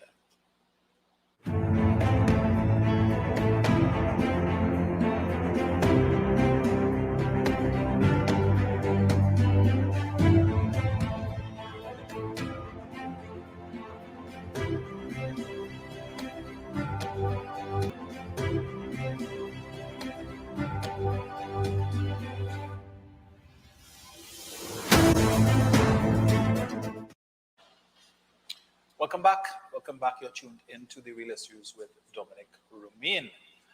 So we are into the final half hour of this evening's program. And my, oh my, how time flies when you are having fun. Even when you don't have an in-house guest, we can still rely on, of course, you, the viewership, to participate and to yourselves as guests. So we, of course, continue to take your calls.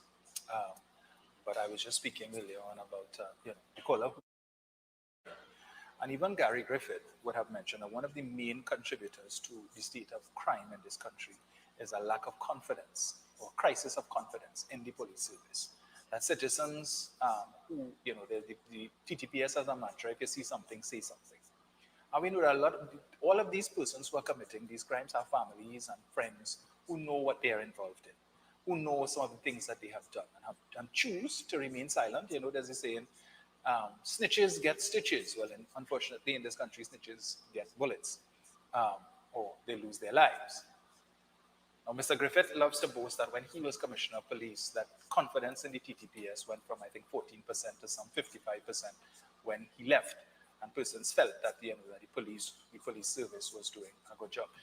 What I always find interesting is the fact that when Gary Griffith was Commissioner of Police, nobody was calling on the Minister of National Security to play any role with respect to the management of crime. Nobody was calling on the Minister of National Security to develop a crime plan. There was no Stuart Young must go, Hines must go. And of course, Mr. Griffith did serve under Mr. Hines for a short period of time. But it seems that when Mr. Griffith was Commissioner of Police, everybody understood the role that the Commissioner of Police and by extension the TTPS plays in the management of crime in the country. So they had no issue with the minister then. We preferred the minister to keep at bay because the commissioner is doing the job for which he was paid. And of course, Mr. Griffith was earning, I think, more money than the current commissioner because, you know, he was a special dispensation. Right? He didn't come through the ranks of the police service. But it goes to show that all of those persons who think that Gary Griffith was the best commissioner that we had, you know, Gary the Great, and under Gary we were seeing a reduction in crime in the country. It shows you where the power lies in terms of fighting crime in this country. It lies in the office of the Commissioner of Police. And if the Commissioner of Police is managing the resources provided to him by the Minister of National Security and by extension, the government of Trinidad and Tobago, then there is no need for the minister to be micromanaging as some people want him to do. But we have a call. Hello, good evening. Yeah, good evening, Dominic. This is Kokorija. Greetings. Yeah, Dominic. I want to suggest to you that as the convener of this program, you should set the agenda. Yes. You should decide what your talking points are. Yes. I don't think people should call you and tell you what to talk about or what not to talk about or in what chronological order to put your talking points. Indeed. I think she was out of place and disrespectful. These people with the yellow jerseys have no respect for people like you who have a different point of view. Yes. She can't call you and tell you talk about crime if you choose to talk about something else. Yes. And what you should have really tell her is don't try to set no agenda here. Right. She have her own program. She have a program. She could set the agenda on that program and talk about crime from never till never very. I find it was disrespectful because what I want to talk about, but I'm not going to tell you what to talk about. Right. But I want to suggest that we talk about Kamala telling Jack Warner to clear his name. Yes. And up to now his name isn't cleared, and they're hugging up again. Yes. This is what I wanted to talk about. Yeah. I wanted to ask. That falls in line with what we discussed. So go right ahead. I want to ask Jack Warner if all the nasty things he said about Kamala, if they are now not true. Yes. When he said that Kamala goes to work on Thursday morning because of what happens over the weekend, I want to ask Jack if that has changed and she will now be going to work bright and early Monday morning and attending to the nation's business. This is what I want to ask Jack Warner. Yes. Jack Warner, like Trump, using politics to hide from the judiciary. You have a nice night. Thank you. Yeah, and indeed, Mr. Warner would have made a number of allegations against Mrs. Prasad-Bissessar in 2015. Mrs. Prasad-Bissessar would have promised in 2015 that after the election, on the assumption that she was going to win, she would have brought an avalanche of lawsuits against Mr. Warner for all those things that her attorneys were taking note, copious notes of the things that he was saying. Mr. Warner made the allegation that Mrs. Prasad-Bissessar received $8 million from Ishgal Baransing and Steve Ferguson to facilitate Section 34. She never sued him for that. She never gave a response to that.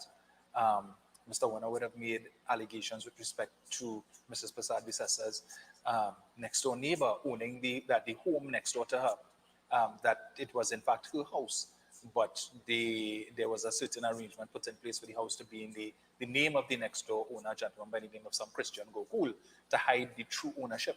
There were allegations of SIS playing a role in the construction of Mrs. Prasad-Bissessar's home, because as she would have said, she and her husband would have taken some 10 years to build that house.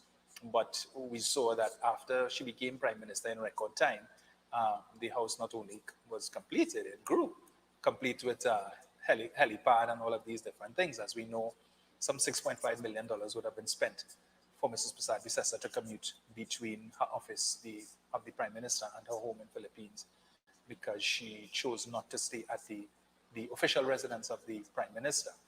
And I guess you can't fault her. It was a brand new house, her home was just finished, and she perhaps wanted to enjoy it, but it came at an expense to the taxpayers.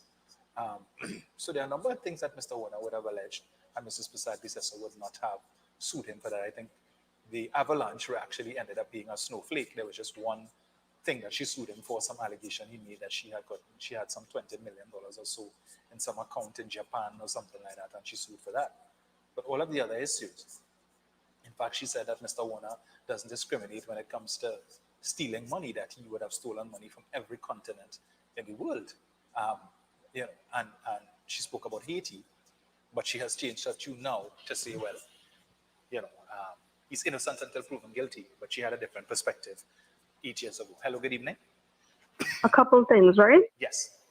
We have to look at the UNC as a house, right? And what it stands for. Yes.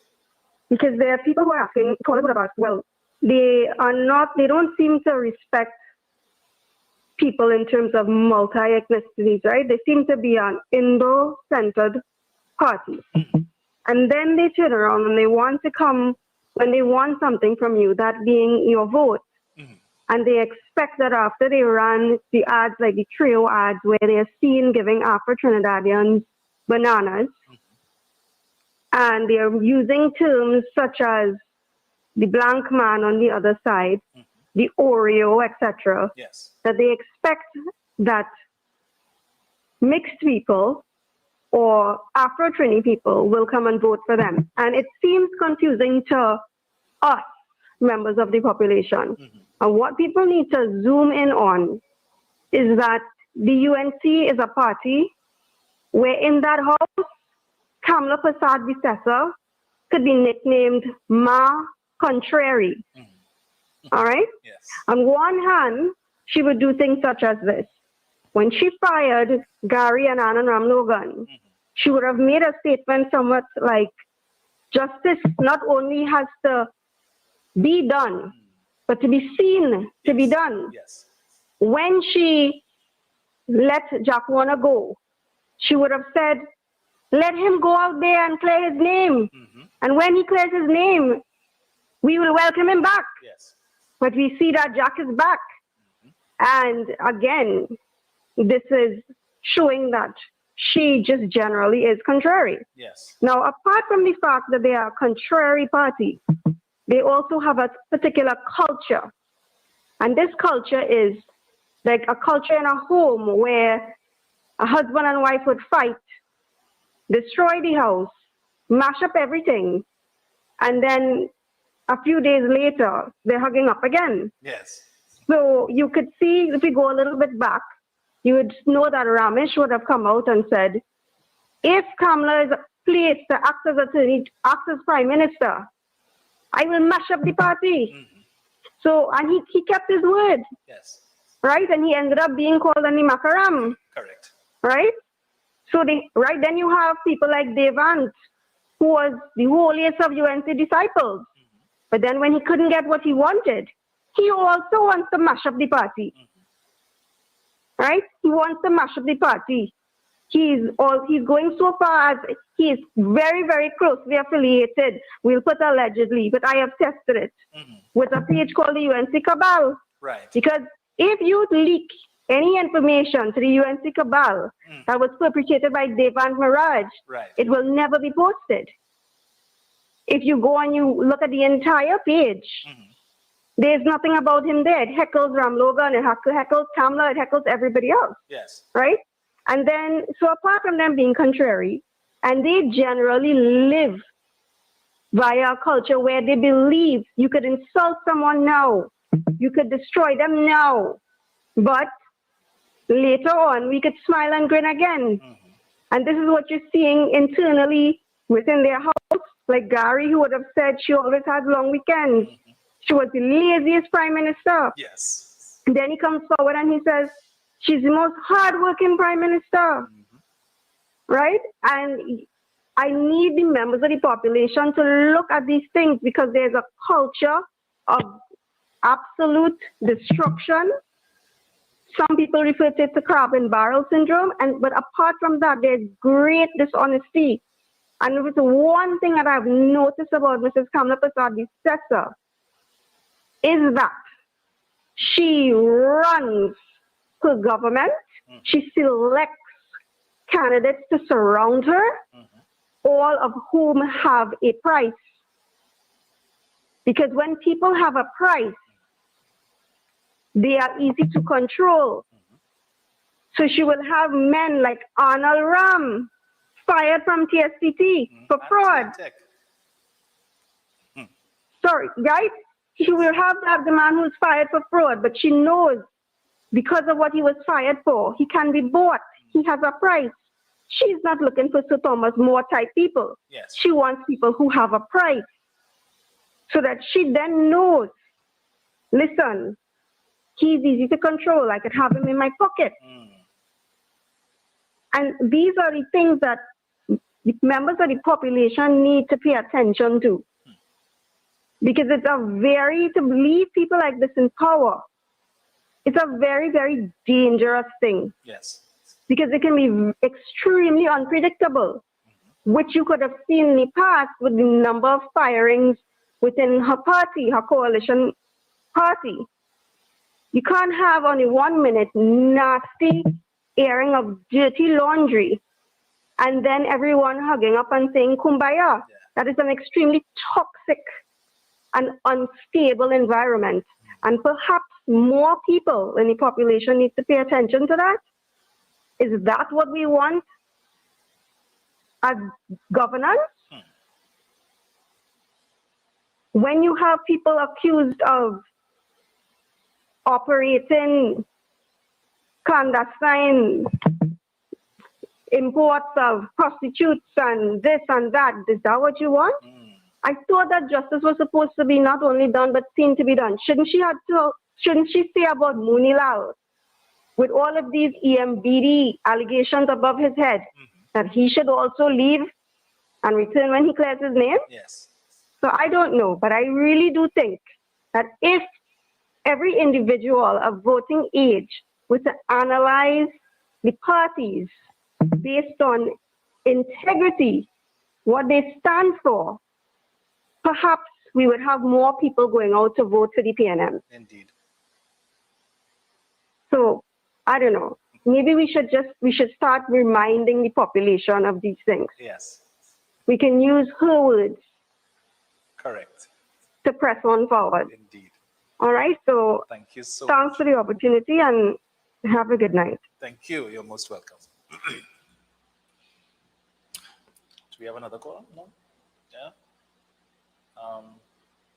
So, going forward, and I think tonight's session was good in that we can get ideas from you, the listeners, you, the viewers, as to what are the issues we can touch on as we proceed. Because this program is going to continue, notwithstanding the fact that the elections are over. Hello, good night. Good night. Greetings. Pleasant good evening.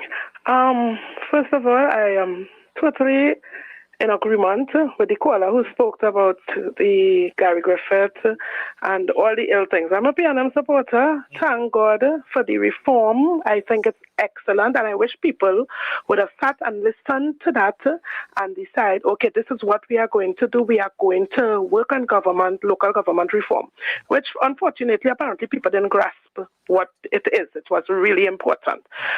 One, and this is another point, and I want to be quick. I have two more points. I'm really happy of what the caller said. I'm hoping that Jack Warner has his flight out very soon.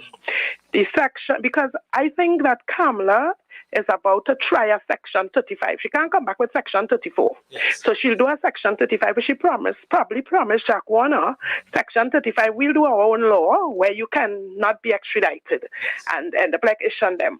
But God forbid, I'm hoping quickly that America comes and takes him back, for there's where he deserves to be and pay for his crimes.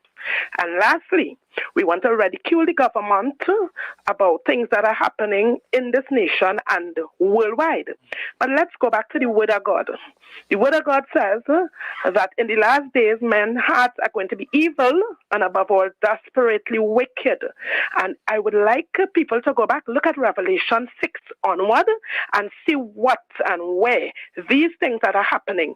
And the Word of God also says it will never get better in those ways because it's what God said. God cannot lie. So stop ridiculing the governments for these things and let's fix our homes, deal with our families, our children, and do the right things and live the way that we are supposed to live and follow and look for leaders with principle, which isn't UNC and any of them.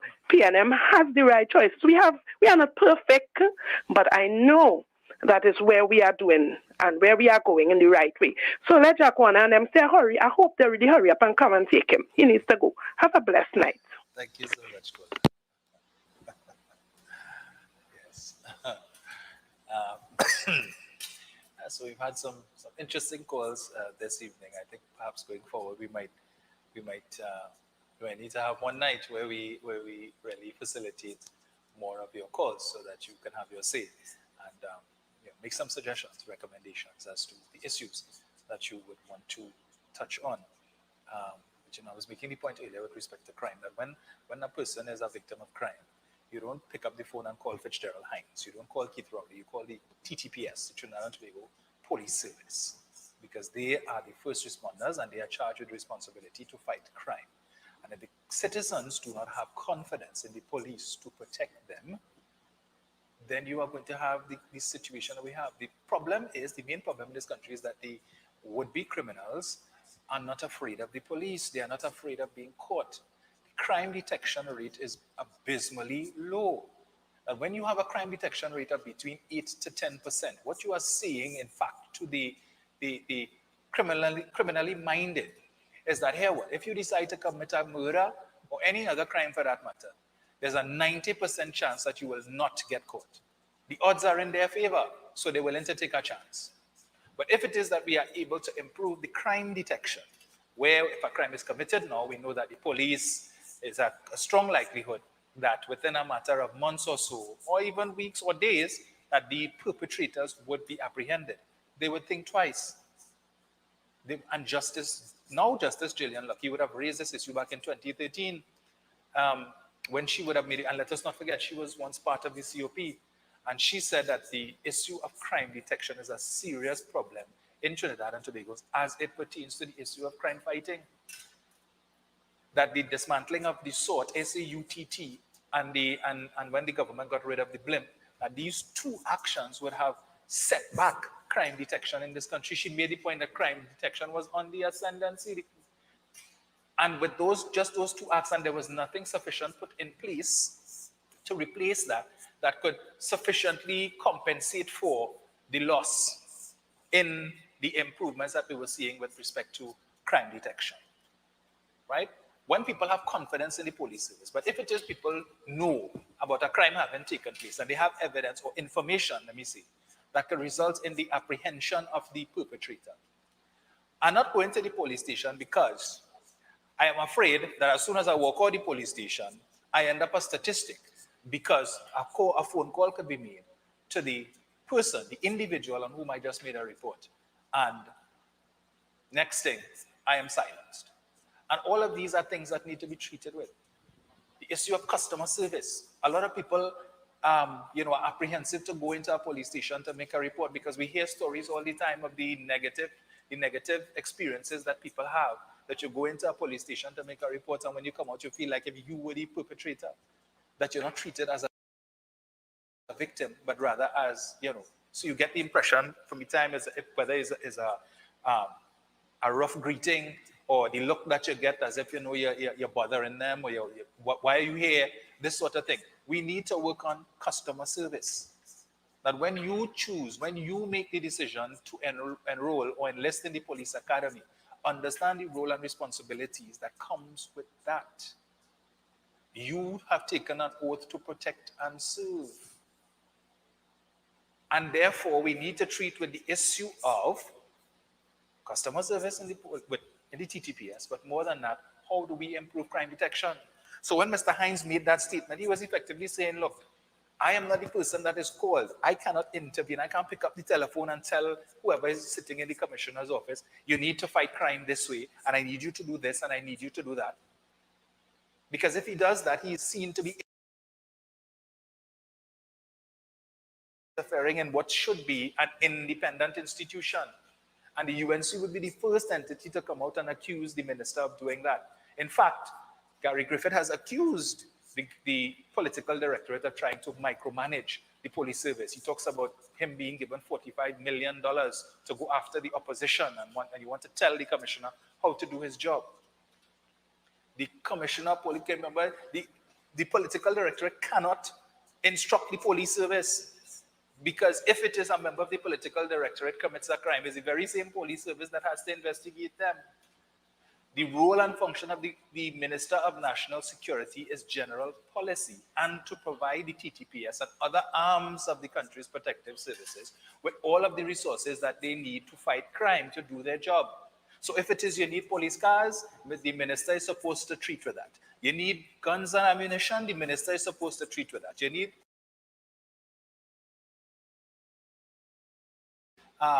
bulletproof vests, you need cameras, you need an upgrade of technology, all of these different things. The minister is that conduit between the TTPS, the cabinet, the Ministry of Finance, to ensure that whatever the TTPS requires in order to do their job effectively and to bring down crime, that they have these tools. That is his job. But he cannot interfere. And I will read for you on another day, where I think it was in 2014 or so, when calls were being made for the very same Gary Griffith in his capacity as Minister of National Security to bring crime plan. And he was very blunt about it, and he said, that is not my job, my responsibility is not to bring crime plan, and I am not going to do as what other ministers of national security have done in the past in an attempt to appease the population and to treat with calls for crime plan and to treat with crime, that I'm just going to take a knee-jerk reaction and come up with some crime plan and give it. You remember when this gentleman, Howard Chinley, was the Minister of National Security, and he came with Operation Anaconda and all of these different plans, and he was criticized by the opposition for that. When it is we don't hold the office holders responsible for the jobs that they have, the jobs for which they get paid at the end of the month, that is the problem. So that when it is that you have a constable who is on the take, or who is extorting people,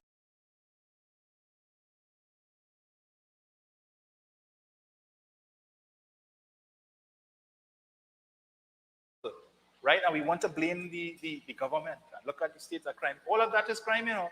White collar crime is crime too. That's why Desmond Carty said once, all are we thief. But you see, we want to categorize crime as, you know, big crime and small crime, and some important and some, you know, so we focus on murder and we focus on blood crimes, but all the other things that contribute to that. Case in point, we keep hearing about the porous borders and guns coming into the country and guns coming through legal ports of entry, and we talk about the scanners at the port and so on. But what the opposition wouldn't talk about is the fact, and I will tie it in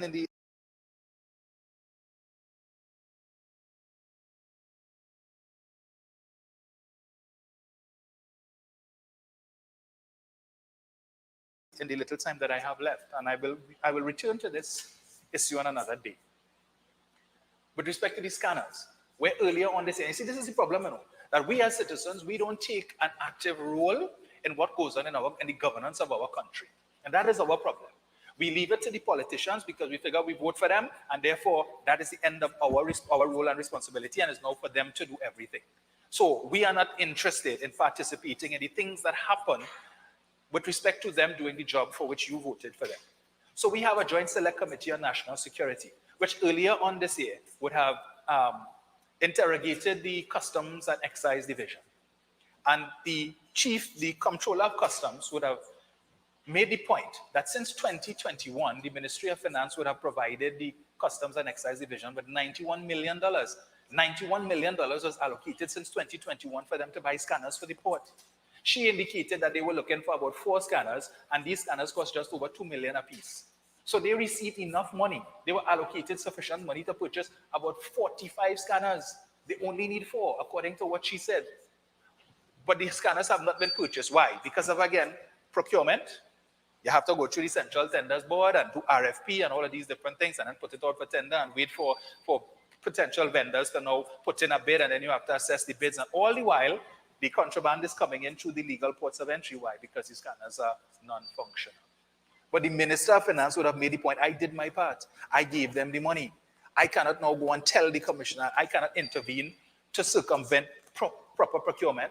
But you have the very same opposition talking about procurement. And in that same meeting of the Joint Select Committee, Rudal Munilal, who is one of the proponents of proper procurement, is asking the Comptroller of Customs and Excise, well, couldn't you all have bypassed that system and approach the National Security Council and ask them to do a sole select? So instead of putting out a tender and inviting vendors, bypass that process and just go to National Security Council and tell them, well, just pick a vendor to bring in the scanners. And if that had been done, what would happen? You know what I say? The government do that, circumvent proper procurement so that they could give their friend and them the 1% the contract to buy the scanners. And the comptroller rightly answered him and said, no, sir, I cannot do that, because we are bound, this is a public service, and we are bound by the public service regulations as it pertains to procurement, and this is what we must do. We have to go through the Central Tenders Board, put it out for tender, evaluate the tenders, and then make a decision. But today, the very same individual is wanting to tell you that this government watered down the procurement legislation, and they're doing all of this so that they could give the friend and the family and the financiers contracts. But you were proposing to circumvent proper procurement to be able to, in the interest of expediency. And we don't talk about these things. You know why? Because a lot of us don't have the time to look at these sessions that take place in the Joint Select Committee. And if perhaps we did that and paid more attention to what is happening in the parliament, and we would see who the obstructionists really are, maybe we would have a different mindset as to how and why crime is the way that it is in this country. But we are out of time, but not out of things to see. As usual, I want to thank you all so much for being a wonderful audience this evening. Always a pleasure to chat with you all, to present, as we said, the real issues. And I'm not too sure yet with respect to my guests for tomorrow night. Again, it's yet to be confirmed, but if he's unable to make it, we will see what will happen if we have another night like this one, or perhaps I'll call on my very good friend, Jennifer Frederick, to join me again tomorrow night. So do enjoy the rest of your evening. It's been a pleasure, and we will chat tomorrow. Thank you so much.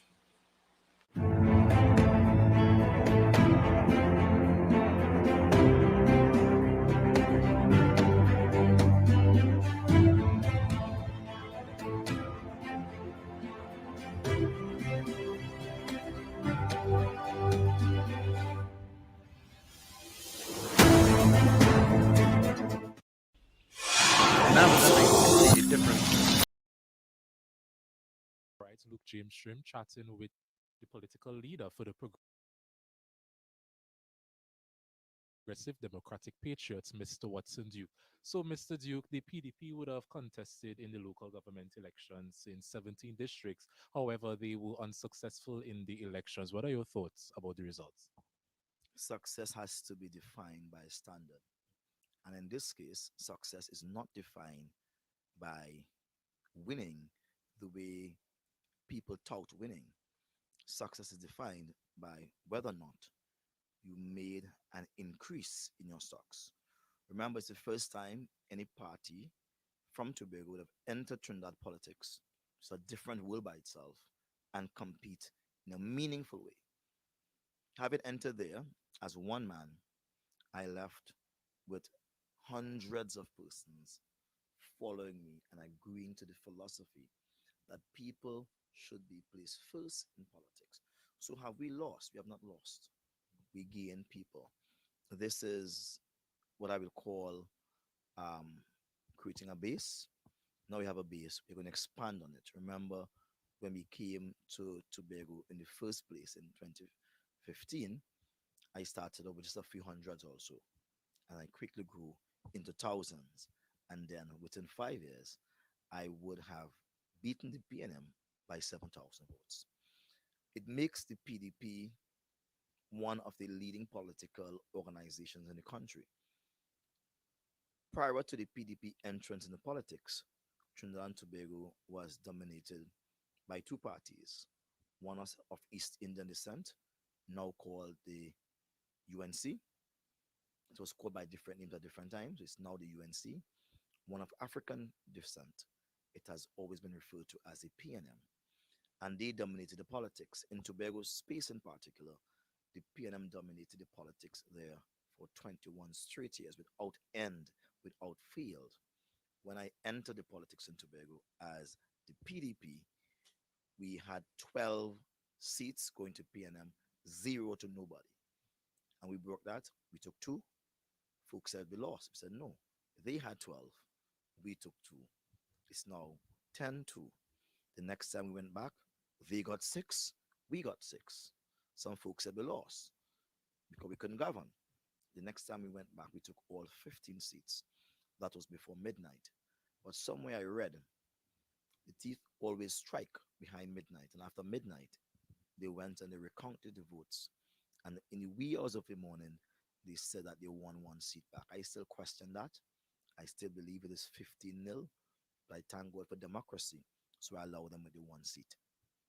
Okay, Mr. Duke. So the question now is what's next? What's your plan for Tobago? And people are also questioning what are you going to do now to mend the relationship with the people in the village of Roxborough and by large the people of Tobago? Because we are all aware of the scandals, the rift between you and Chief Secretary Farley, the sex scandal with you and Miss Kizelle Jackson. So what are the plans? Like what is the bigger picture now for Tobago? Well, you have just asked, I would say, a question that is loaded with poison. And generally, I don't deal with poisonous questions. So let me deal with the part of the question that has no poison in it. My next move is to ensure that the PDP remains a political party of choice for the persons of Trinidad who are of a different mind, a different political leaning, and at the same time, we occupied the space and the place I have in the hearts of Tobagonians. You cannot fight 2 battles at the same time. You will lose one and you'll suffer from the next one. So therefore, the mandate was from since 2019 at the Magdalena Hotel that I will place Chief Secretary or now Chief Secretary Fali Augustine, at the helm to lead Tobago, and I would go to Trinidad. That I remain true to, a man to my words. I've left Fali here, and I've gone to Trinidad and laid the anchor down. And now that I've laid the anchor down, I've returned to Tobago from next month, which is September month, to continue the supervision of the team I placed into office. I need to say it now and make it absolutely clear that whether they call themselves TPT independents, they are still PDP. They cannot change that. It's like a child being birthed by parents. If the parent's name is Jack, there will be forever Jack. You can't change that. So they're trying to name themselves Ulongo Congo and walk in the streets and say, I changed my name, I'm Ulongo Congo. It doesn't mean anything. It just says that their mind is somewhat not in the right place. And so when I see the team I led into power and empowered, the executive of Fali Sh. Augustine calling themselves independents and then morphing into the Tobago People's Party, I recognize that they are mentally damaged. And I'm here now to pull the book and say, you were elected by democratic will of the people who voted for these things. 1, 2, 3, 4, 5. That is what you have to do. And that is what you'll be judged upon. We do not want leaders who are self-occupied with their personal life.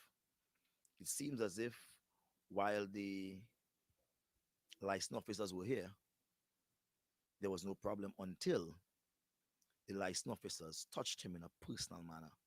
And then they became people terrorizing Tobagonians. It seemed as if when the police were here doing the work, he had no problem with that until the police touched him in a personal manner. It seemed as if while he had the 3 hours meeting with the Prime Minister in short pants and relaxing himself and the up and down the place, sharing drink and in church, talking to each other and laughing, etc., wearing same socks and same shoes, etc., all was good. But when the Prime Minister says something against him personally, he then has a problem with the Prime Minister and is going to war. Tobago is a serious place with over 60,000 people and many other persons of the diaspora beyond. We are educated. We need a chief secretary to be serious and stop making personal matters headlines. He took my matter. I raised about people up in Tobago who lack in food, right? And all he had to do was provide them with food and make a personal matter. That's who he is. We need to correct that. And so as of next month, I will be here. There will be no rest in Tobago until the people of Tobago are placed first. All right?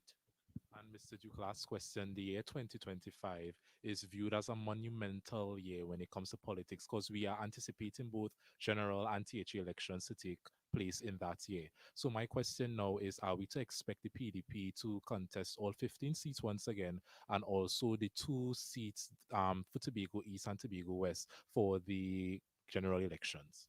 The answer is yes to both. We will contest the 15 seats for the Tobago House of Assembly elections anytime they are called, even if they are called prematurely before the date.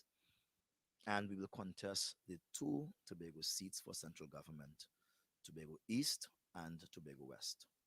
Okay, Mr. Duke, and your return to Tobago next month, is it that you will also be recruiting new members for the People's Democratic Patriots, or is it that you already have a set list of people who you think would be able to drive the agenda of Tobago forward? In the PDP, we don't recruit, we don't select, we go to the people on the ground and we have those persons select. It so happened that the bunch of persons we have there are charlatans.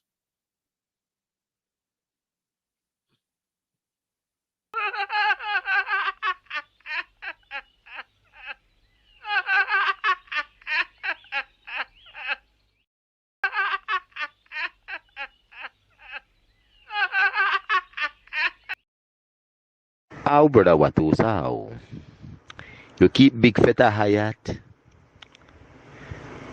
You shiwi bread and water.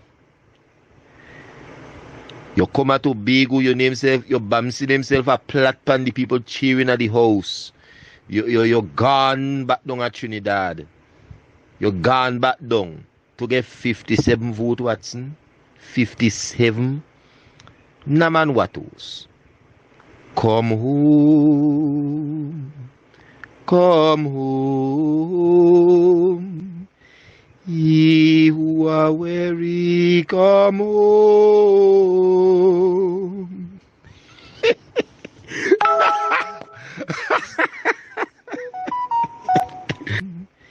Ye who are weary, come home.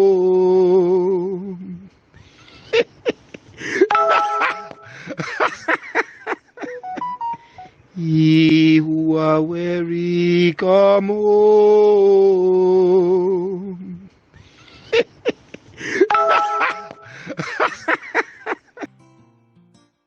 Everybody and them with. Everybody rock them with. Everybody rock them with. Everybody something with. No stop, pause. Stay right there. Don't move. Show the spirit discipline. Don't shake. Show the spirit discipline. Get ready. Get ready. Get ready. 4, 3, 4, everybody and them with. Everybody rock them with. Everybody rock them with. Everybody something with. No stop. Music in my blood. Can you feel the spirit calling? Music in my blood. Can you hear the spirit calling? I love the feel the rhythm beating like it's one heartbeat. Everybody follow me. 2 feet left. Everybody 2 feet left. Everybody 2 feet left. Everybody 2 feet left. To the right, 2 feet right. Let me go, let me go. Everybody 2 feet right. To the right, everybody 2 feet right. One more. Everybody 2 feet right. To the right, music in my blood.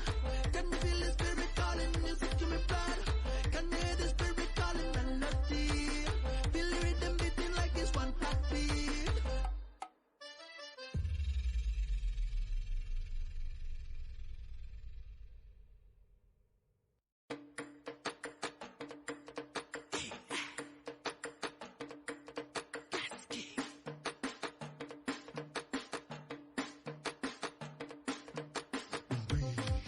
He said so. Right. Abdullah was ever there at the police station when you were there? No. And at most So times, we established it as a police officer. and at most times, he would always call me private. My was private. Like a block number? Yes. Okay. Trying to...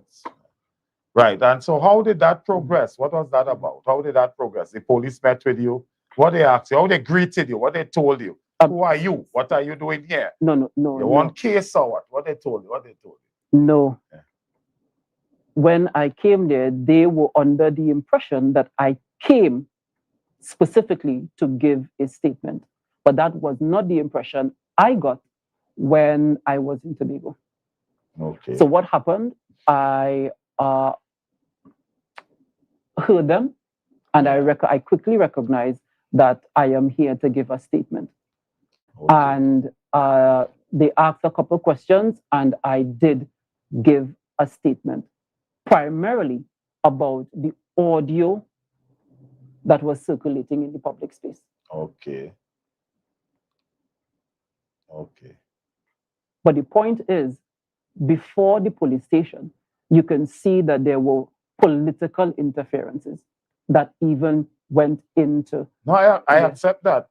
No, don't beat up and we'll take it to other. But are we still going to finish reading? Of course we are. Put it up, guys.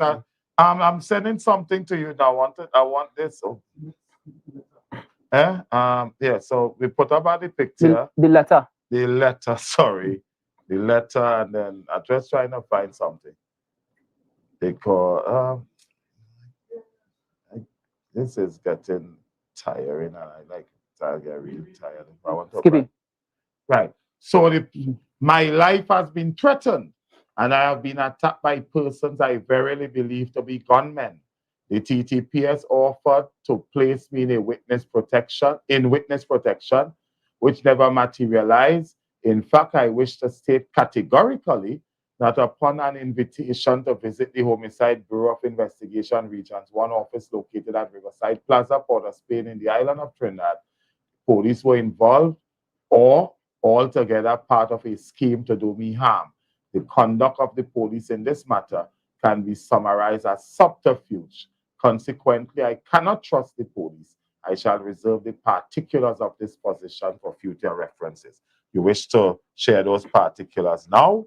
No. Well, and that's why it's for future references. So when you're asked the question, well, you write that on the 10th, today is the 16th, today's future references. You don't want to share that. So you want more in other future references, yes? Of course. Yeah, okay. Well, all would be revealed. Yeah, no difficulty. Yeah, all would be revealed, Skippy. And this is why I'm saying there are things that needs to be left for the future reference. Guys, put this photograph up for me, please. Yeah. And let me ask you something. Yeah. Right. So, right, and yeah. Well, let's go after the letter, and then I want that photograph up in a while. All right. So I understand the gravity of retracting my statements and the potential impact it may have on the ongoing investigation. I assure you that my intention is to ensure the truth prevails and justice is served. For the avoidance of doubt, I, Akil Abdullah, hereby retract all my previous statements given to the TTPS in regard of the circumstances involving the audio clip, aka Audiogate, which Farley Augustine, Chief Secretary, and other top THE officials conspired to defraud the government of Trinidad and Tobago and all other related matters. I have not been promised, no, I actually not seen this. No, I'm telling you, seriously, I just blew it out. I have not been promised anything by anyone, neither have I been threatened by anyone to retract this statement. I make this declaration conscientiously, believing the same to be true. And according to the Statutory Declaration Act, I am aware of, I am aware of if there is any statement in this declaration which is false, in fact, which I know to be false or do not believe to be true, I am liable to fine and imprisonment. The light is blurring out some of the words. I tell you, so I was really getting it blurry. With hypertension, and so I actually thought like the pressure was up. I wasn't seeing, but happy you wear glasses and you said so it's another problem. So I was on my pressure and everything. You stand by that withdrawal? I do. Okay. What prompted you to do the withdrawal? So if there's anything before that you wish to share, I'll hear you. What prompted you to do the withdrawal? Before we do that, could we put up the photograph, please? You sent it, Jenny? Yeah. Is that the Abdallah Chadban of which you spoke? Yes, that's him. That is the Abdallah Chadban of which you spoke, yes? Yes, that is him. Okay, great. Lovely. Yes, so let's bring us back to cameras. Yes, good. That is the Abdallah Chadban. Yes. I don't know him. I just kind of Google and he came up on LinkedIn. Oh, yeah, something. He came up on that and I sent it back. And he spoke to you Wednesday. And after Wednesday, you were invited by the police to meet with them. No, I won't invite. I was not invited by the police. But they made the arrangement. Who made the arrangement? Okay. Abdullah Chadban made the arrangement. No, I want you to say something very determinative. Specific? What Abdullah told you after when you met with him. What was the summary of the meeting? They want me to go to Trinidad to speak with the police, and the police would ask me some questions. I'll be in and out in a jiffy. And that is Dennis, and you'll be in and out in a jiffy. Yeah. And that is consistent to a WhatsApp message. You just a WhatsApp display that you put up there. Yeah, that I. And Dennis agreed to. Dennis confirmed. Yeah. Right? Until Dennis confirmed it. He didn't deny. Well, if he didn't deny it, why do we doubt it? He confirmed it. Yeah. That when he said, and in that WhatsApp message, where one of the messages were that, oh, let me settle this. Until Dennis said, when I called him to give him an opportunity, because I'm about fairness. I'm a fair guy. I call him. And he said, in words plain and true, yes, he had these arrangements. However, he was the one trying to keep it quiet. But since Mr. Abdullah made it public, he can now confirm Abdullah was his informant. I don't think that Abdullah was here denying any such thing. So all Dennis have done tonight was confirmed everything Abdullah was saying, as I understand it. And one of the things were in one of the WhatsApp messages is Dennis was telling him, asking Abdullah if you're prepared for investigation, or something like that. Yeah. And you're saying after that WhatsApp message, up came Mr. Abdullah Chadban. Yes. And say they go ask us, in summary, they go ask us some questions and things. Yeah. They're going to be in and out in a jiffy. Yeah. How did that proceed after you first met with them? How did they greet you? To walk us through that. How, well, they gave you tea, they gave you doubles, they gave you KFC. Well, actually, they get Jira pork. Well, no, sorry. Sorry. I recognize by your name you might be Muslim. I'm sorry. I didn't mean to offend you, and I'm really sorry about that. They gave you kish kebabs. Shish kebab. Or shish, what is that? Shish kebab. Like on the stick. They gave you, how did they treat you? How did they greet you? Because that is important to me, and I'll tell you why Well, I must say, the police officers that met me in the airport, from the airport. Oh, they met you in the airport? Yeah. From the airport to the police station and back to the airport, the treatment was superb. I felt they treat you nice. Yeah, they did. So they give you sugar and spice and all things nice. You know that poem? Yes. Yeah. They treated me. They treated me well. Yes. Right. Sure done.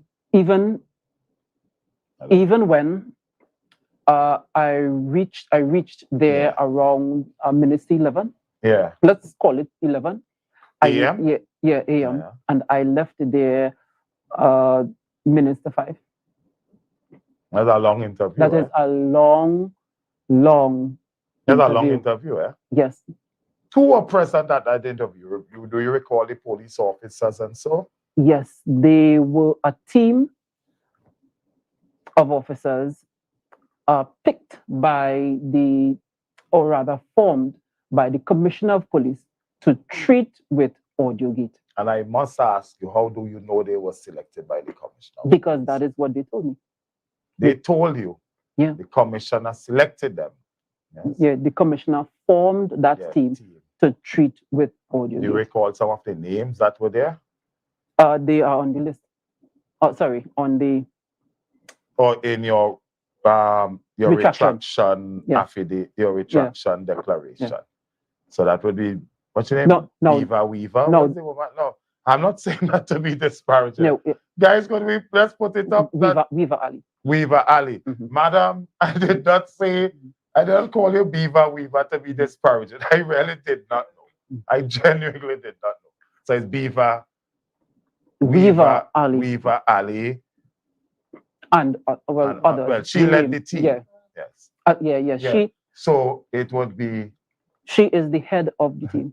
So it would be Bristain, Dick. Oh, he wasn't like a major or something. He was an inspector. Come on, Skibby. It was Bristain, Dick, and Venetta Weaver Ali, and Sarge Anna Ram Sumer and Clark. Yes, right?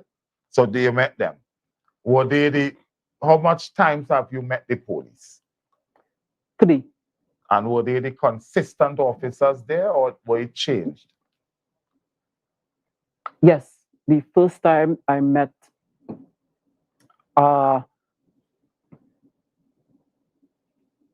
could be about 4 or 5 of them were in the room. Yes. The other times I met, second time I met 2, and the other time I met 3. Okay. And where you met them specifically? Different location? Well, I know you said one was some police hotel, which I never knew existed in Tobago. The first was in Trinidad, second was in Tobago, and the third time was in Trinidad again. I remember hearing somewhere that they took you to Trinidad on one of the Defense Force planes, the Air Guard planes or something like that. Wow, nothing is secret in this country. So they did or they did not? Yes, they did. She was a very important witness. Yes, I was. I saw in your declaration, you made the point, it was in the 3rd paragraph, my life have been threatened and I have been attacked by persons I verily believe to be gunmen. You want to tell us all that? Because I am personally saddened by that. I'm saddened by that. In fact, I'm outraged by that. Outraged is what I want to say. Because the last time I checked, there's no Russian flag flying over this country. We still have the red, white, and black. What was that about? If you don't wish to relive the trauma, it's not a problem. But what was that about? Or who do you think was behind it? Or rather, who do you know may have been behind it? I do know. Reflecting on all that has happened, yes, I am of the firm belief and conviction that I know who was behind it. And that would, again, take up a subsequent show. A subsequent show, because you would have to provide, I would have to provide layout, probably chronologically, the evidence to support the things that I'm saying. There's another part in the 3rd paragraph I wish to refer to. We have it, right? I wish to state categorically that upon an invitation to visit the Homicide Bureau, so you're invited, right? Yeah, the last at Region 1's office at Riverside Plaza in the island of Trinidad, the police were involved or altogether part of a scheme to do me harm.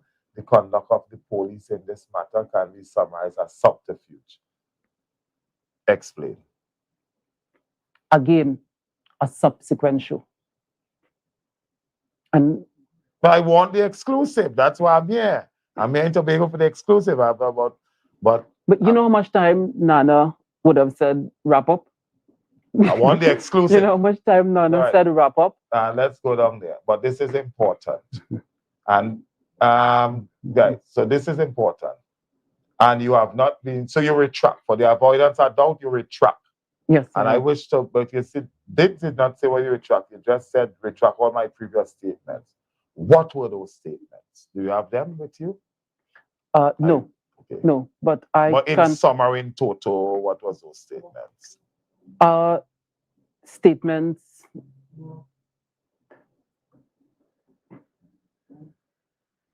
You have a more legal mind than me. If I were to say that, would that... Okay, no, hold on. I'll ask you some questions then, right? Understand the difficulty. Police investigation is still on. No, they could do what they want. And this is still a democratic country. No, well, you could say that. I can. You could. So you could say that. No, I hear what you say. I must respect. So I'll ask you some specific questions. If I ask you if you wish to share summarize the contents of the statement, you have some difficulty. So I'll just say that. Were it statement of facts or opinions? No, pure facts. Okay, they were statement of facts. Yeah, statement of facts. Those police statements that they take, did you swear to those statements before a judicial officer, a JP? A statutory declaration? Yes. Specifically owning and identifying yourself with those statements you gave the police. Was that done? No, it wasn't done. Okay. But you have a statutory declaration retracting all sworn and unsworn statements. Yes. And you stand by this statutory declaration. Yes. Now that you're no longer the only witness, I think I asked you that question before.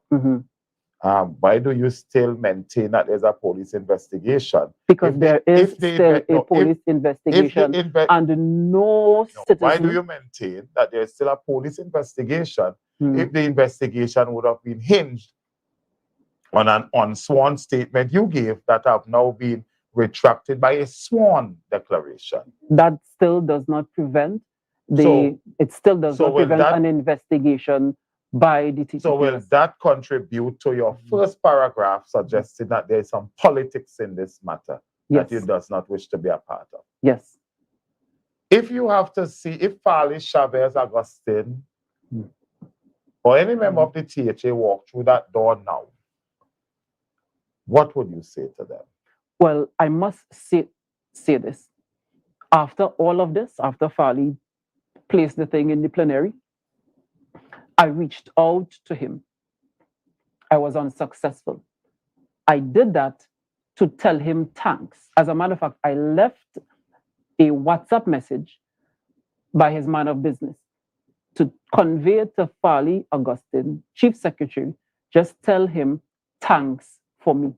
Okay. Because what he did was gave me the opportunity to get out and run far from all of this. So I was happy he did. I was happy he did that. So you think that Farley going to the THA chamber relieved you from all this political fatigue? And No, it didn't relieve me. But you said you were happy, yeah? Or were you being sarcastic? No, Skippy. I don't know. Okay.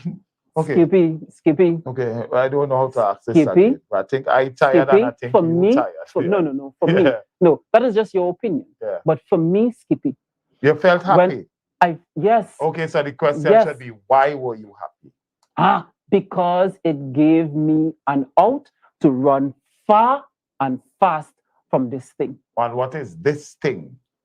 Being involved. And how did that give you the out? What is the out it gave you then? The out that it gave me was this. I could now say to anybody and them, hey, it was said, it was revealed, you all know everything, right? Or rather, most of it, which is good enough for me, and I do not have to participate nor say anything on this issue anymore. However, I want to get to the pre-action protocol. I want to spend some time on that. I want to bring this particular thing we're discussing, well, not to an end, but to a journey of thought. And I want to ask you, so Farley has, and the Farley of which I speak is the Chief Secretary, yes? All protocols observed, but 22 is 10 o'clock or 11 o'clock?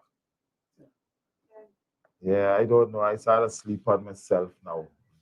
But remember, I'm old, you know. But the Chief Secretary, what's his name? Farley Augustine? No, you just really asked him what is his name? 10 o'clock and I'm one. But and listen, remember, these are not people I know, you know. The people I read about and think. I met Farley once in my life. Seriously, you know.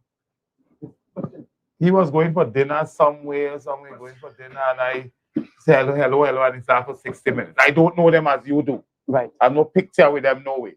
So the point I am making is that he has a version that he played in the THA.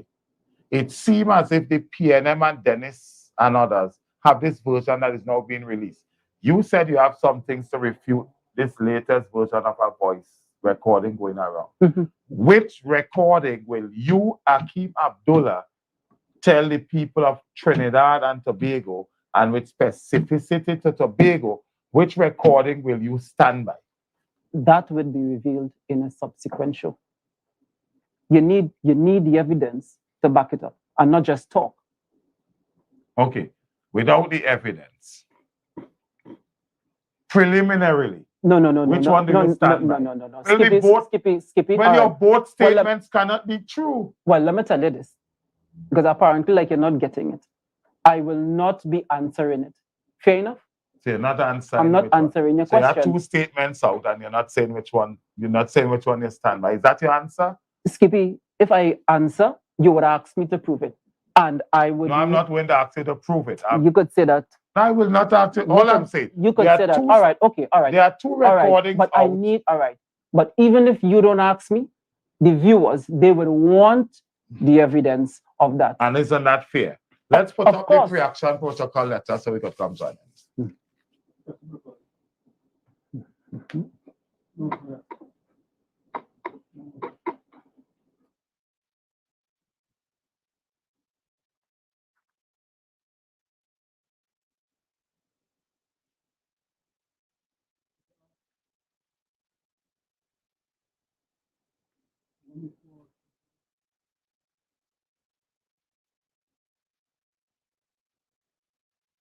No, not that. The pre-action protocol letter.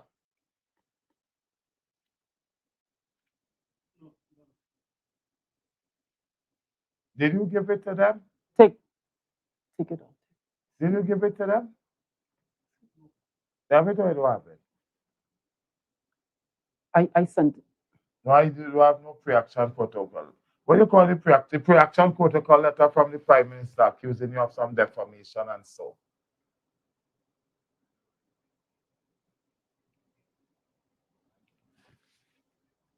Would it be fair then to say that in the interim of you not giving a position that while the chief... Skippy, no, but this people thing, want an answer on that too, Akeem. How you know people? They ask you to ask me? Nobody asked me to ask you that. Okay, all right. Who could ask anybody to ask me to ask anybody anything? Okay, good. Yes, I just sent it to so you. You didn't send it before.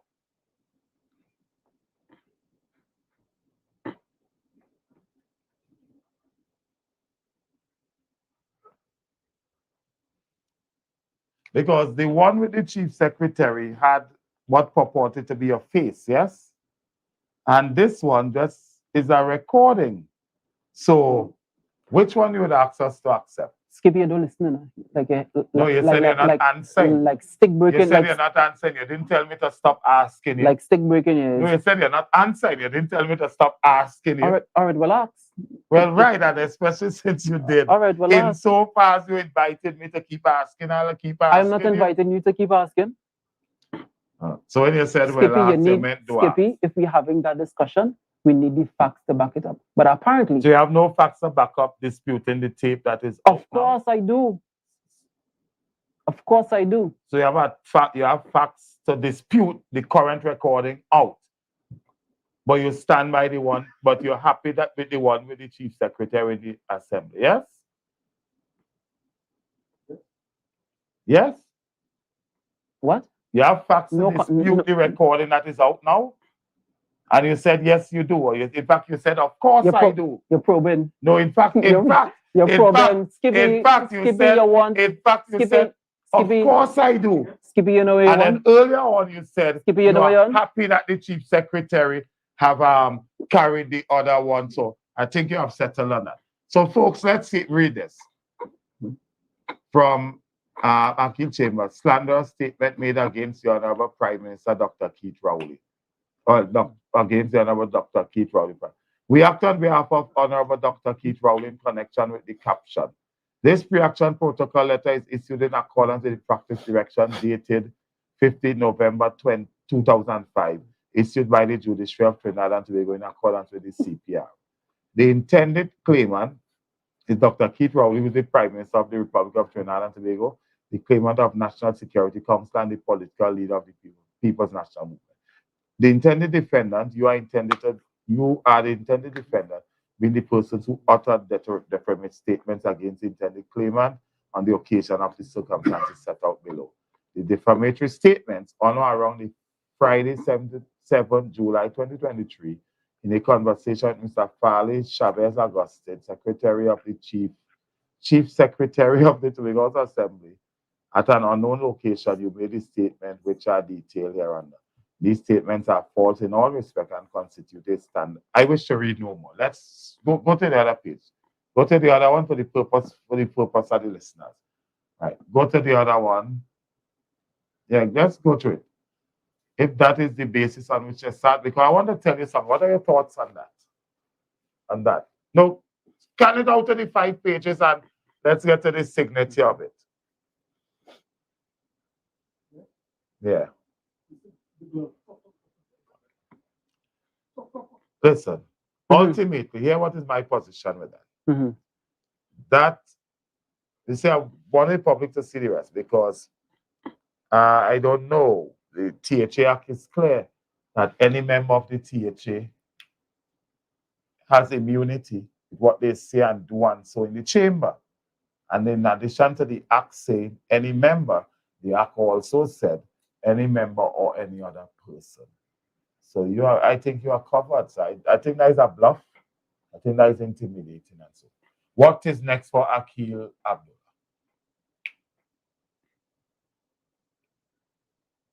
Well, I will continue to have these discussions, but I will have these discussions with the facts, just as I did tonight. I came to have a discussion on 3 things, but Skippy, you took the discussion in another direction. I am not upset about that. It is what it is. It's your show. Another direction. It's your show. So the 3 things we would have covered. And we covered the 3 things? And I provided the facts. They even called someone and they did not refute the Ansel information. Dennis did not refute anything you said. In fact, Ansel Dennis agreed with what you said. Right. However, I must make a plug here. He was correct, when he said the information that I provided, it was damning. It was really worrying and troublesome. Yeah. Right? Because the chief secretary engaged in a number of questionable things. And I did pass that on to Mr. Dennis, right?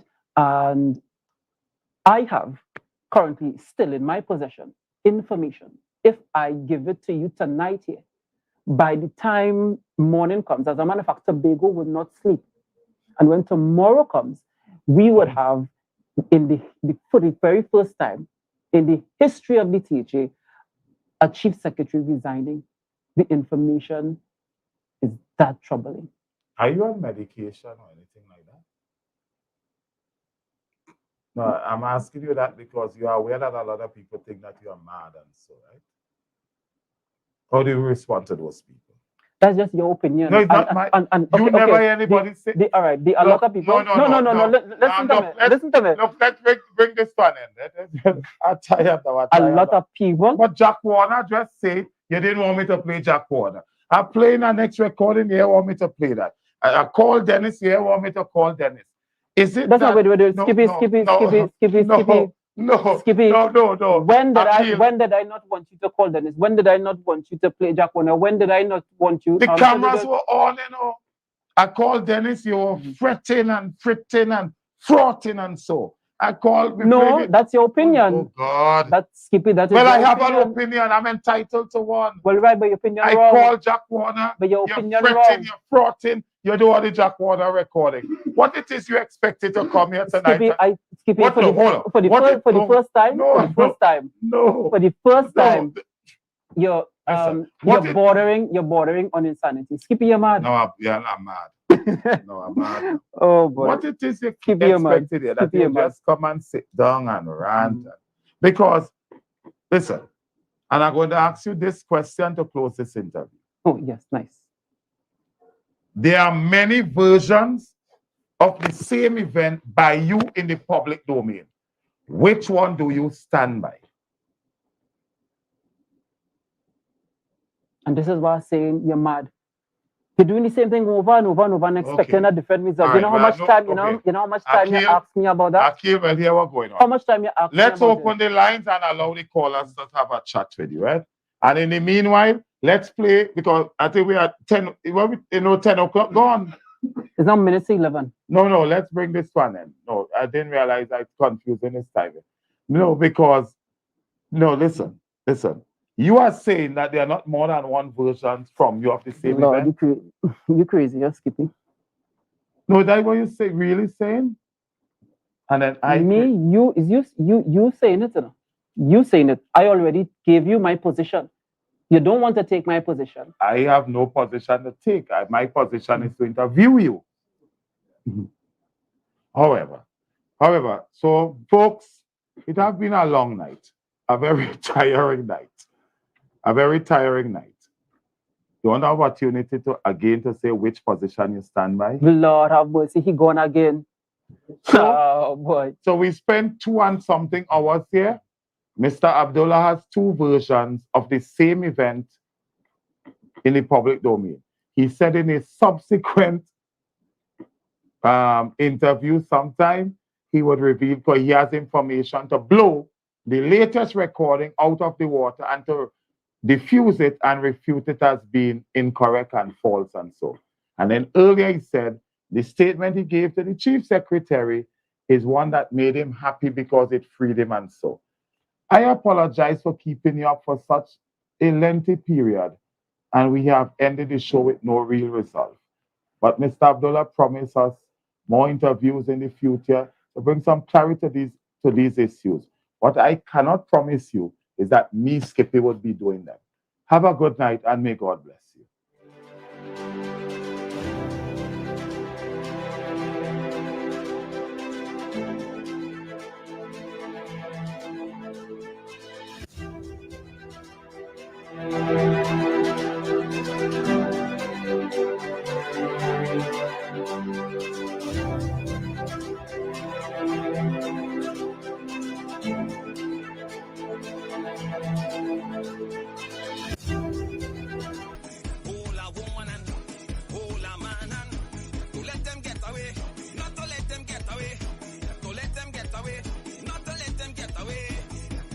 When you see the van coming down